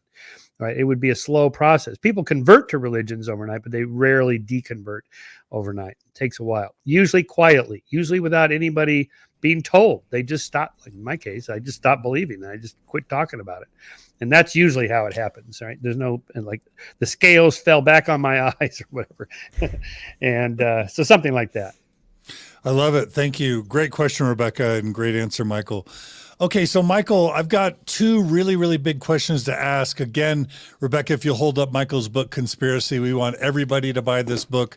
Please buy it right now on Amazon. Michael Shermer, Conspiracy. Also, while you're at it, please subscribe to and follow our YouTube channel. On Mormon Stories Podcast YouTube channel that really helps when people subscribe. Please share this. Please like this episode. And of course, we always appreciate your super chat donations when you can offer that. So Michael, one quick question and then a little bit more of an involved question. I would say that Mormons, Orthodox Mormons and Utahns, Orthodox Mormon Utahns, I would guess that they're in the 90th percentile of a large population of people that tend to believe in major conspiracy theories. Now, that's just my opinion. I don't have data for that. But if we were to poll the religious backgrounds of, let's just say, those who stormed the Capitol when, after Biden was elected or on Inauguration Day, what's the date of that whole debacle? If we were to January 6th, if we were to poll the religious background, I bet Mormons would be overrepresented in that group. That's my belief. Interesting. I have not seen any data on Mormons and conspiracy theories. There probably is. I'm not sure how I missed that. These conspiracy theories are more political than they are religious, although religious conservatives, therefore they're kind of mixed, politics and religion there. Often it has to do with perceived threats to the religion. In the past, I'm often asked, is this a new phenomenon? No, it's not new at all. You look at what people were concerned about in the 1890s. It was the Mormons, in part, and the Catholics. That the Catholics and the Mormons and the Jews, of course, always the Jews, were influencing American politics. So, and this was true all the way through the 1900s, 1910s, 1920s, all the way up to, when President Kennedy ran in 59, 60. He had to give that speech in which he promised that he would, because he's Catholic, that he would not let the Pope in the Vatican, influence American foreign policy or domestic policy or anything like that. And because that was a concern, like, oh my God, he's a Catholic. Oh no. I mean, now we have 6 United States Supreme Court justices who are Catholics. So these things are very fluid, but that's the kind of thing that somehow outsiders, religious outside. Now within religions, the perceived conspiracy is always against them. By who? By, the Jews or the federal government or the Zionist occupied government. Israel is secretly running the United States government. They're going to harm our religion, whatever. Those are fairly common. I think in the case of more recent ones, COVID-19, vaccines, masks, those kind of things. Again, I think it's a mix of religion and politics. I think this idea that, Anthony Fauci and the CDC are just nudging us ever closer to taking our freedoms away. And if they can get us to wear masks, what else can they get us to do? That's a fairly common conspiracy theory, not just amongst religious, but also conservative religious people in particular. Then you can throw in some, sort of satanic type things, this is, end time signs, that kind of thing, but that's getting more fringy. So anyway, that's my thoughts on that.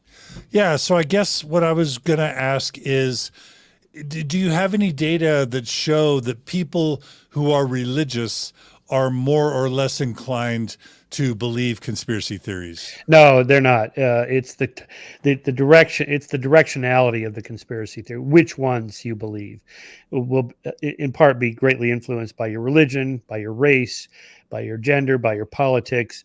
It's not that blacks or whites are more or less conspiratorial, or Catholics and Jews are more or less conspiratorial. It tells you what kinds of conspiracy theories you should believe in. And so blacks think, that the government was planting crack cocaine in inner cities or invented AIDS to decimate the black population. Whites are more likely to think the government's trying to take away the Second Amendment and take away our guns and lock us up in FEMA camps, those sorts of things. And so different religions, different races, and so on believe different conspiracy theories. But it's always about power, who has power, who doesn't. And what are they, the people with the power, going to do to us, the people without the power? That's the common element there. Okay, and then just a mini question now that you jarred it from my brain before we go into your rubric for evaluating a conspiracy theory. There's probably a perception that political liberals are less inclined to believe in conspiracy theories than political conservatives. Are there significant conspiracy theories that political liberals in the United States tend to glom onto? Oh, sure, of course. And if so, what are they? And political liberals are just as conspiratorial minded as political conservatives. Well, look at the collusion, the Steele dossier and the collusion conspiracy theory that Trump was conspiring with the Russians to steal the 2016 election. Not true. You just saw the story yesterday. The big investigation, how the FBI really mucked this up. They really did a terrible job. And they even cited, confirmation bias and hindsight bias and their inability to test their hypotheses, to evaluate counter evidence to their claim that there was collusion going on and so on. That's a total liberal conspiracy theory, right? Liberals are more likely to suspect big pharma is up to no good, or big corporate America is up to no good. Whereas conservatives think it's more like the government agents are up to no good, the deep state, QAnon, that's more of a right-wing conspiracy theory. So we know from tons of studies, liberals are just as conspiratorial minded as conservatives. The line is conspiracy theories are for losers. The losers in this case being whoever lost the election tends to think that the other side cheated. And you can go back in history and look at every time a Democrat loses any election, they always think the Republicans were up to no good. They had some shenanigans. There were some voter inconsistencies in this particular district and so on. And then they drop it and just focus on the next election. The thing that Trump did that was different is he didn't drop it. He still hasn't dropped it. He still claims it was a rigged election. Normally, the losing side gives up after a few weeks, concede the election, and then move on. So that's what's unusual this time. You do mention in your book the Sackler family and the opiate epidemic as a legitimate conspiracy. Is that right? Oh, yeah, absolutely. Yeah, they knew that these drugs were addictive and they covered it up. That's a conspiracy. That's not that unusual, right? I mean, a lot of the pharmaceutical companies do that. So when liberals say, I don't trust big pharma, that there's good reason for that, right? So I put this under the rubric of constructive conspiracism. That is to say, just because you're paranoid doesn't mean they aren't after you, as the line is. That is, enough conspiracy theories are real.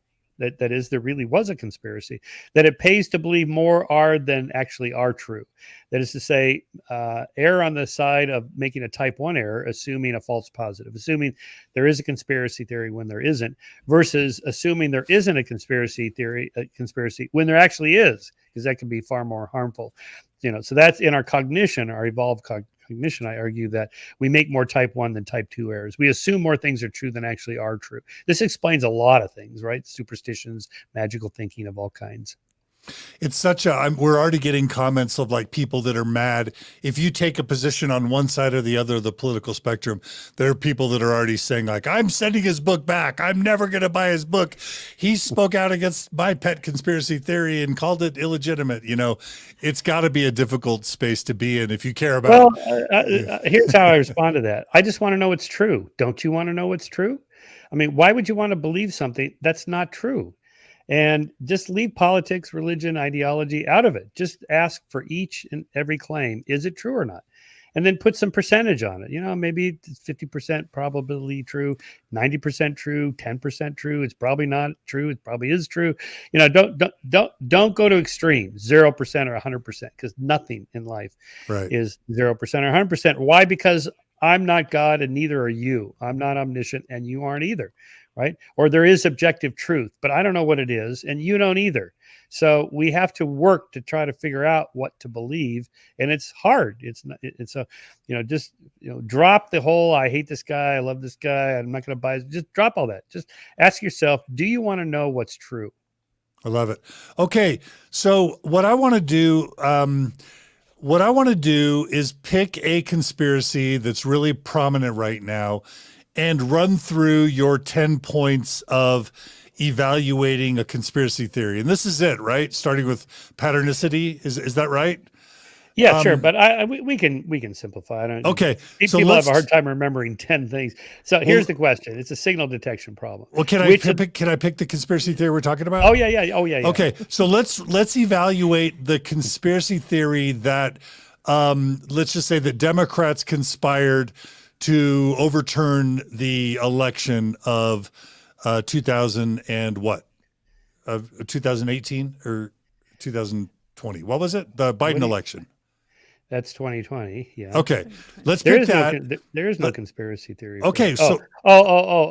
You mean Trump's conspiracy theory that the 2020 election was rigged by the Democrats? Okay. That's right. Let's evaluate that claim or that conspiracy theory. Yeah, sure. By your criteria. Okay. Right. Okay. So in general, what we want to know is the conspiracy theory true or not? That is, was there really a conspiracy? Okay. So first of all, how many people would have to be involved in the conspiracy to pull it off? In the case of rigging an election, you'd have to have lots and lots of people, probably hundreds, because, there has to be multiple districts and precincts, and, there's like 4 different key states. And in those states, there's dozens and dozens of counties, and you have to flip the votes here and there. And somehow you have to, get this to happen without flipping the votes in the wrong direction. That these voting machines, somehow you have to be able to figure out how to break into them without anybody noticing, or rewriting the computer software to throw votes in one direction or the other. And then the counterfactuals, well, how come the Democrats, if they rigged the election for Biden to win and steal it from Trump, how come they lost some seats in the House? How come they didn't bother to rig up the election so that they, could clearly control both the Senate and the House? But they didn't. They lost seats. So what happened there? And so forth. And then, okay, so you'd have to have dozens, hundreds of people would have to be involved. Not one of them wants to go on CNN or 60 Minutes and tell their story. Not one of them goes to a major book publishing house and says, I have the story of the century.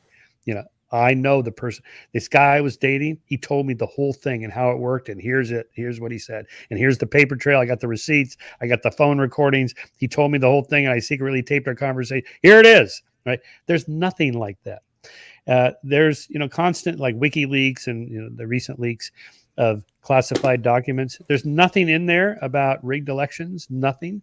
You would predict that if we had a real conspiracy afoot, there'd be some paper trail. People have to be paid. Even criminals have morals. They want to be paid for their work, right? You can't just get people to do this for nothing.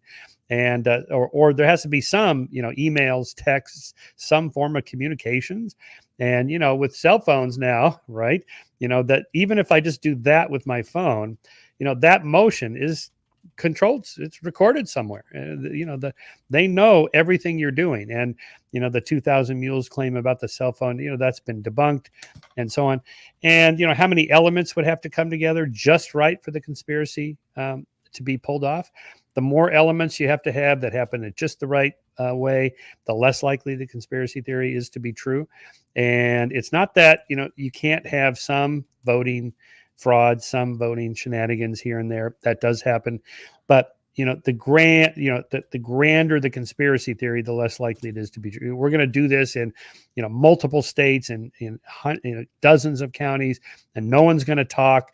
What? Everybody signed an NDA and non-disclosure agreement? What? I mean, and no non-disclosure agreement in the history of the world has ever been breached. I mean, come on.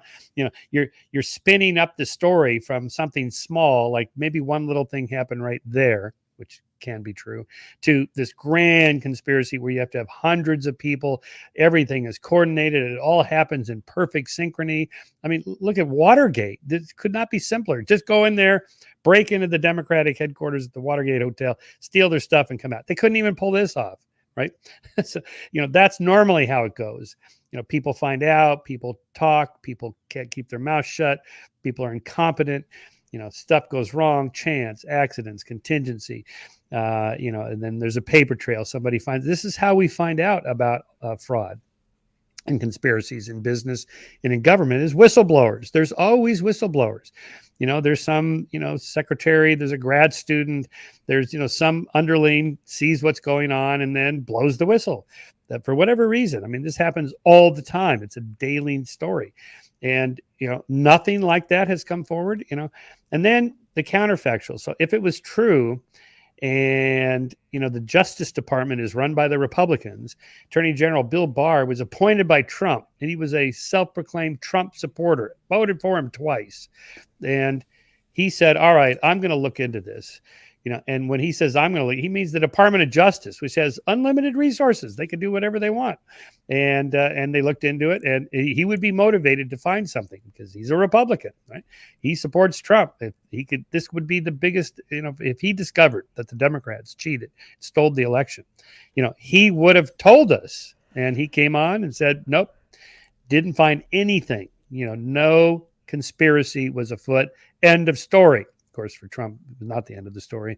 And then the hardcore Trumpists have to spin doctor that. Well, gosh, he's on our side. He's one of us.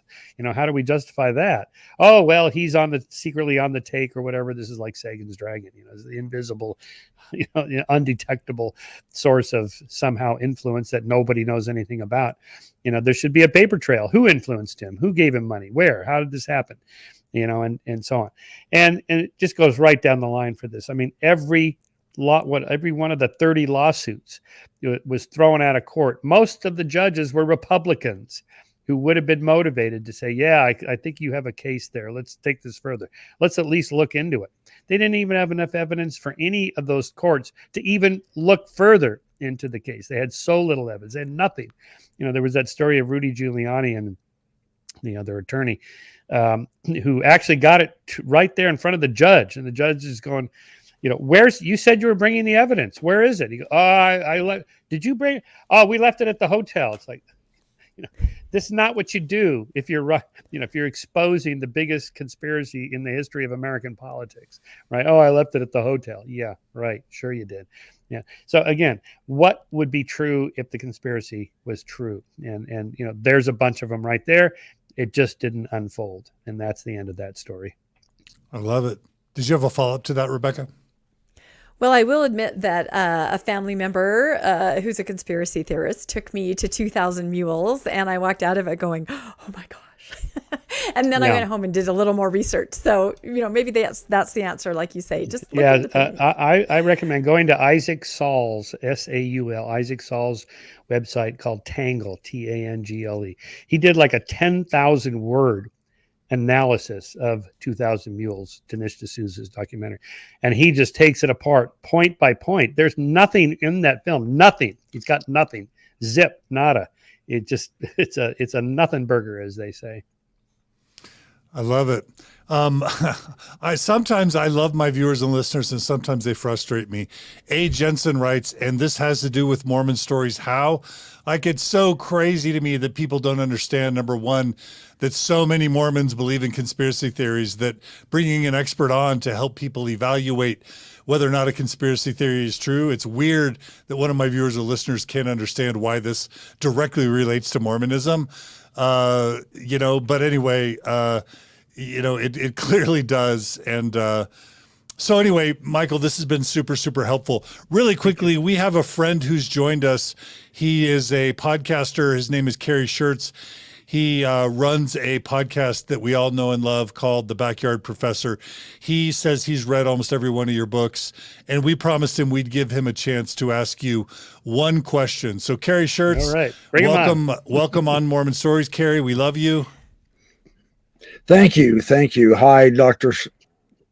I do have a question about The historical Jesus. Now, I know in the last, say 15 years or so, the mythicists have made inroads because of various different authors. David Fitzgerald is a big one, Richard Carrier, Robert Price, etc. And in studying some of the other biblical scholars on the scholarship, how the historical method is done, they have been rebutting those guys. So my question for you, just as a general observation, is I love how you help us study a subject to see whether it's valid or not.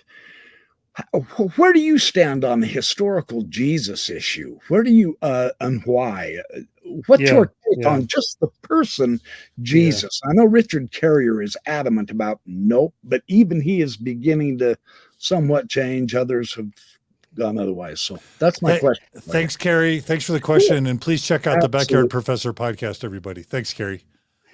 Yeah, it's a good question. I am very well of the debate. I'm not super steeped in the minutia. These guys, when you read their literature, they go on for 10,000 words about some little point right there, and I'm not that deep in it. I've read the mythicists' arguments for the claim that Jesus never actually existed, and then I've read the counters to those. And to me, the counter arguments that there actually was a person named Jesus of Nazareth.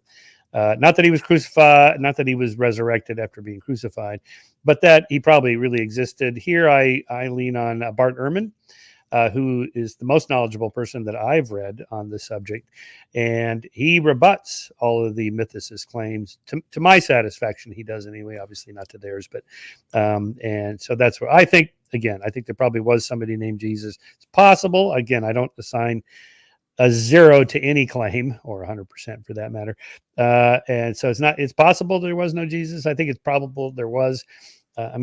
Yeshua is not an uncommon name at that time. And the Romans crucified practically anybody and everybody for the most petty thieves, the most petty crimes.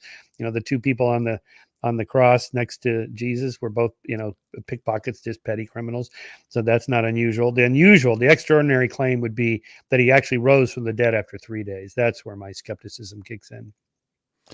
I love it. Thank you, Backyard Professor Carrie Schertz, and thanks, Michael, for answering that. Really quickly, we also want to thank Alex Ward for their Super Chat donation.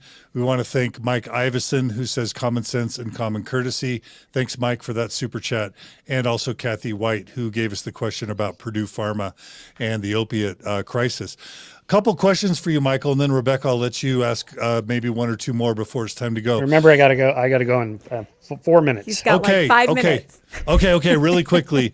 How do you handle people who claim, you've got number 10 on your baloney detector test, personal beliefs driving the claim. What do you do when people say that your atheism is what drives your interpretation of sort of religious beliefs, as an example? Because atheism isn't even a thing. It's just a lack of belief. I also don't believe in unicorns and so on. There's a lot of things I don't believe, ghosts, haunted houses, aliens visiting us. I'm an atheist about all those things. I'm an atheist about most of the gods that you also are an atheist about, Zeus and Aphrodite and any of the Greek gods, the Roman gods, or even in the claims of like Indian gods, god men, who's the fakir who was raising people from the dead and performing miracles. Satya Sai Baba in the 1930s and 40s, right? His followers, millions of them, claim they saw him raise people from the dead. They saw him perform miracles and so on. But nobody believes that. Christians don't believe any of that. No, nobody in the West believes that. So why not? So apparently people are just as skeptical as I am. And so atheism has nothing to do with it. It's just, what should I believe? I love it. Okay, I have to get this question in, and then Rebecca will give you at least one more. A lot of people told me I shouldn't have you on because you have made at least some criticisms of transgender topics. And this is a very sensitive and important topic to me, but I do want to give you a chance to at least, number one, specify whether you believe that there is some value or relevance or credibility to the transgender experience. And then if people want to say you're kind of anti-trans, how would you respond to that question as well? First of all, we have a whole issue of skeptic on gender dysphoria and all the issues around trans issues related to science and medicine and so on. So, I just want to know what's true. And in this case, there's a lot of science behind some of the claims, and the science is quite mixed in other claims. My main focus, though, is I know some trans people. Of course, there are people who are trans. There are people who are truly gender dysphoria. That's not what we're talking about here. We're talking about, one, conflicting rights issues, right? So should a male to female trans be allowed to compete against biological women in women's sports? The answer is no, they shouldn't, because they're not women. They are men. These are post-puberty men who have all the benefits of going through puberty with all the testosterone changes and so on that cannot be mitigated by puberty blockers and things like that. And the NCAA is now coming around this. The international body that governs NCAA swimming is realizing this is the case and so on. And I'm a defender of women's rights.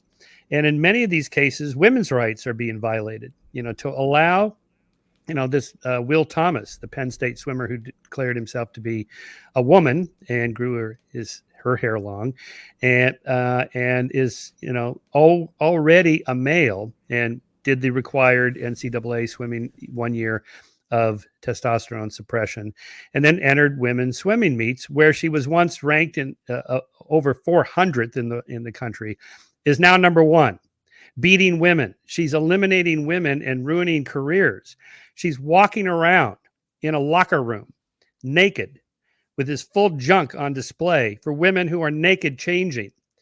5 years ago, liberals would have been outraged. They would have been incensed. They would have been apoplectic. Arrest him for sexual harassment and indecent exposure. Now, what do liberals say? Oh, he's stunning and brave. No, he's not. Okay, that's a completely separate issue from people who identify as trans. Are not trying to hurt anybody. They're not violating women's rights or anything like that. This thing has morphed into complete insanity. If you think that men can menstruate, you've lost your mind. No, they can't. So you're okay with respecting someone's chosen name, their pronouns, Absolutely. and their chosen identity, Yeah, whether it's male, whether it's man or woman. It's just when it gets into things like sports, where you have strong opinions. Yeah, bathrooms. Okay. Locker rooms. Got it. Prisons. And okay, so on, that makes right? sense. So, Rebecca. Now the open-ended question is, the recent spike of several thousand% in one cohort of teenage girls, and no other cohort, not women 20 to 25, 25 to 30, and so on, has come out as trans. There's a huge spike, several thousand%. Why is that? So there's two hypotheses: social contagion, which I think is the right one, or liberal tolerant society, so more coming out that are actually trans. Right? So that debate is continuing, and we're getting more evidence of that. So anyway, okay, let's wrap it up. I got 1 minute. Okay, Rebecca, one last question for Michael. Oh, I don't even think we have time for a question. I think Michael needs to go. I'm just going to say thank you, Michael, and thank you for helping us think more about thinking critically. I think that's what all of us in the post-Mormon world can learn a lot from you. So thank you, Michael, so much. And Michael, how can people support you? How can people support your work? Go to skeptic.com and you can subscribe to the magazine, join the society, and so on. Really, please, we're not anti-trans, not in the least. We are pro women's rights, and we want to know what's true. That's it. All right, Michael Shermer, thanks for joining us today on Mormon Stories Podcast. Bye-bye. Rebecca, I got some criticism of people sort of mocking me for asking you to read numbered questions or to hold up the book. Like the only reason I asked Rebecca, No. The only reason I asked Rebecca to hold up the book is because I don't have a copy of it here. Exactly. It's not because I'm trying to demean her in her role. No. And I don't have the other books. Otherwise, I would say, John, please hold those up. That's exactly right. Not at all. Yeah. I do, that topic of transgenderism is a very volatile one. Yes. And I do kind of feel bad but I also didn't want to not ask it. But I know that the things that he said are highly controversial, highly polarizing. And but I think that's what he stands for, is open discussion and evidence-based discussion. And so I guess I'm glad I asked it, even though there's a lot that could be discussed about that topic, right? There is a lot, and maybe you'll have to have him back on again. But yeah, those are discussions that go around Skeptic Magazine. And so I think you are absolutely right to bring it up. Yeah. And I would like to, now that you've said that somebody was wondering about why we're reading questions, John and I obviously this morning collaborated on all of this, and we had so many excellent questions from our book club readers, all of you out there. We thought, how in the world can we work all these in? So we very carefully went through an outline and tried to match questions to topics so that we could fit all of your wonderful questions in. I think we did a pretty good job. And at the last minute, we're just like, let's use a numbering system. So that's our own little secret way of communicating. And that's why it kind of came out that way. But yeah, we definitely wanted to make sure that all of you were heard in this, because we value your opinion and your questions as we read. That's what the Mormon Stories Book Club is all about. I love it. Really quickly, Rebecca, do you have any, now that we've spent almost 2 hours with Michael Shermer, I do want to give you a chance to share any reflections, any thoughts, any feelings, any reactions to Michael Shermer. I want to give you a chance to give them, or to his book, or any points from his book that maybe we didn't cover. Well, no, I thought your question, I was extremely interested in your question about, are Mormons more susceptible to this? Because in my background, I was raised by scientists, yet there was this huge component of all kinds of conspiracy theories that I was just raised with. So it wasn't until I got older where I started thinking, is this right? And for me, like I kind of touched on with Michael, I was told, there wasn't the moon landing, and Joseph Smith saw two personages. So you can only imagine everything in my mind in Mormonism kind of became this strange gray area, which is why I always say to everybody, I've been PMO since birth. I never really quite bought into all of it. And it wasn't until I got in my 50s that I started to realize I'm an atheist. I think I'm a, comfortable atheist. And so reading people like Hitchens Dawkins, Michael Shermer, it just kind of helps you find your place and kind of put how you feel in a framework. Do you sort of feel that way, John? And that's why I appreciate authors like this and books like this and reading in general to try to help you figure yourself out on the other side of Mormonism. I mean, that's kind of my personal mission statement. Absolutely. And I'll just add, one of the most important books, I could never mention it enough, that I've ever read is the book called The Demon Haunted World by Carl Sagan. Carl Sagan, yep. Those of you who noticed, Michael Shermer had a painting of Carl Sagan over his shoulder. I had my nephew paint a painting of Carl Sagan. He is one of my he's in my secular pantheon. Is that a word? I think so. It is now. Yeah.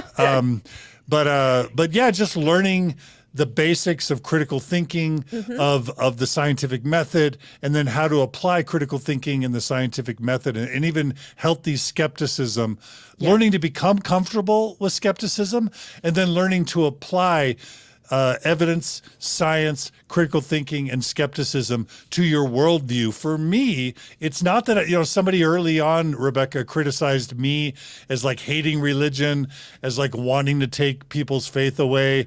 That could not be further from the truth. I don't identify as an atheist or an agnostic, although I think everyone in the world is technically agnostic.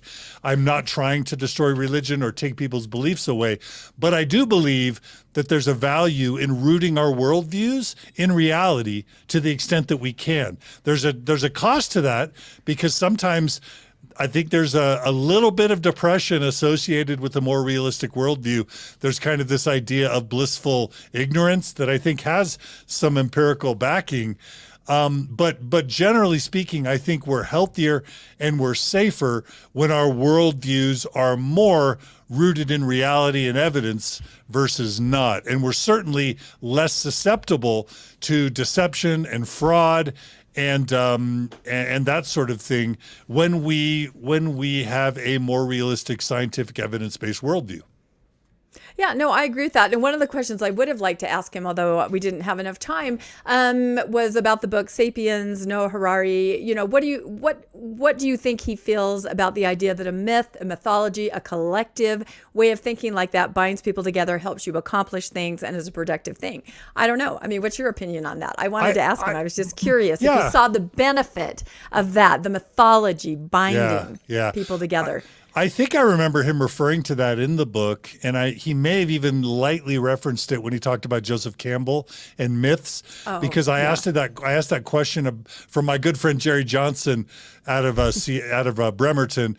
You know, just this idea of, is there value in a benign superstition or in a benign belief? I wish I could have asked him more Jerry's question about, like, let's say someone believes in Reiki or energy healing or the power of crystals, as long as it's not trying to treat cancer with essential oils, but let's just say it gives them a little bit of hope or a feeling of control or a little bit of happiness. Is it so bad? We can also apply that to Yuval Noah Harari's book, Sapiens, and his idea that this sense of a myth, which, you know, currency is a myth. Is $10 worth, is a piece of paper that says 10 on it really worth the equivalent of $10? Or is that just true because we all agree that it's worth that? I think that it's undeniable that shared myths make culture more efficient and allow us to cooperate on larger and larger scales. I have to believe Michael Shermer would be 100% in agreement with Yuval Noah Harari and the wonderful book Sapiens. That's a great question, Rebecca. Yeah, and I think also I was going to follow up that question, I was going to talk about the idea of the nuns, of course, which are people that are leaving religion. They don't affiliate with anything, and therefore the loss of the collective myth. And what does that mean? I mean, I've read that, you know, the Bible used to be, you could say eye for an eye, and everyone knew what you were talking about. You could just use that in conversation. People don't read the Bible anymore. They're nuns. They don't know what that is. They don't have a collective vernacular. They don't have a collective myth. And, you know, does that mean we're sliding into, I don't know, complete anarchy? Yeah. These questions are interesting. Yeah. Well, Rebecca, I have so much respect for you, and I have so much gratitude for you. You're the one who landed Michael Shermer in terms of getting him to do the interview. You're the one that makes this book club happen. So all praise be to you and making this show possible. Oh, thank you so much. And I'm really excited about our 3 books that we want to be working on going forward for the summer. I think that's going to be great. Do we want to mention them one more time? Yeah, let's redo that introduction. Go ahead. Okay, we've got Unexpected by Chris Thomas, which is his story as the media representative of the Smart family during that whole era. And this is the one I'd suggest you get first. It's a quick read, an awesome read, and we'll be doing that in the month and a half kind of time frame. And then, of course, we have, John, will you please hold up your book? I'll say it to you now. That's right. You're such a misogynist. I am. I'm terrible. That's right. What's a man-hater? What's the word for man-hating? Anthrogynist? What's the word? I just know it's a song from Hall & Oates. That dates me. So there you go. What am I? What's a man-hater? Misanthrope. Yes. Misanthropic. Misanthrope? I have no idea. Anyway, so this is the wonderful new book by Dan Vogel. Now, it's a longer read. So this is kind of more back burner. Take it on your cruise with you the summer. Sit in a lounge chair and read it. This is Charisma Under Pressure, Joseph Smith, American Prophet, 1831 to 1839. So that's going to be a little longer. And then we have the Amazing by Rick Turley and Barbara Brown. And this is a second part to their original book about the Mountain Meadows Massacre. And this is called Vengeance is Mine, the Mountain Meadows Massacre and its Aftermath. So it kind of picks up after the massacre into all the politics and the court and the trials and things like that. So really fascinating reads. Yeah. And please, viewers and listeners, if you value this type of programming, there are just a few simple things you can do to keep this stuff alive. Number 1 is subscribe to the Mormon Stories Podcast YouTube channel or the Facebook page. Number 2 is to like these episodes. Number 3 is to share them.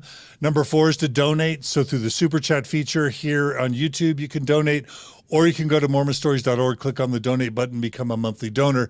And then the other ways you can support what we do is to buy these books. So please buy Michael Shermer's book, Conspiracy, and support good literature and good writing. Please purchase that now. And then also please purchase the Elizabeth Smart book right now, Unexpected by Chris Thomas. And then while you're at it, purchase these books from Signature Books, Vengeance is Mine, and Charisma Under Pressure. We want Signature Books to thrive, and you purchasing those books not only gives you some excellent books to read, it also supports good literature and good reading, which is what the Good Book Club and Mormon Stories Book Club is all about. That's it. All right. Well, Rebecca, again, you're the best. Thank you so much for joining us today. And I can't wait to do this again next time. And also, do you want to tell them about Mormonish really quick? Oh, that's true. I do have my own little podcast called Mormonish Podcast. We just dropped an episode today about church versus state, politics, B.H. Roberts. If you heard him mentioned in conference, we kind of debunked that. So that's really fun to do with my co-host, Landon Brophy. And then, of course, The Good Book Club, which is another virtual reading group for Post and Nuanced Mormons that we run. And we're reading a book on Genghis Khan, meeting on Sunday. So you can find information about that. Just find us on Facebook, Instagram, wherever people go that read. I love it. And I went ahead and looked up the word for man-hater, and it's misandrist. A misandrist. Okay. So now we know. Now we know. All right, Rebecca, you guys take care. You guys support Mormonish Podcast. And thank you for supporting Mormon Stories Podcast. Also, thanks to Carrie Schertz. Please support the Backyard Professor and Mormonism Live and Radio Free Mormon and all the good Mormon-themed and post-Mormon themed podcasts out there. Thanks for supporting Mormon Stories Book Club. Thanks again to Rebecca. Thanks to all of you who joined us today. Thanks to Maven and to Julia who helped with the moderation today. And mostly thanks for all the amazing comments and suggestions. I wish that we had time to incorporate all the amazing comments, but we really appreciate the Mormon Stories podcast community that participates so actively on these live streams. We couldn't do it without you. Thanks, everybody. Take care. Be good to each other. Be kind to each other. We'll see you all again soon on another episode of Mormon Stories.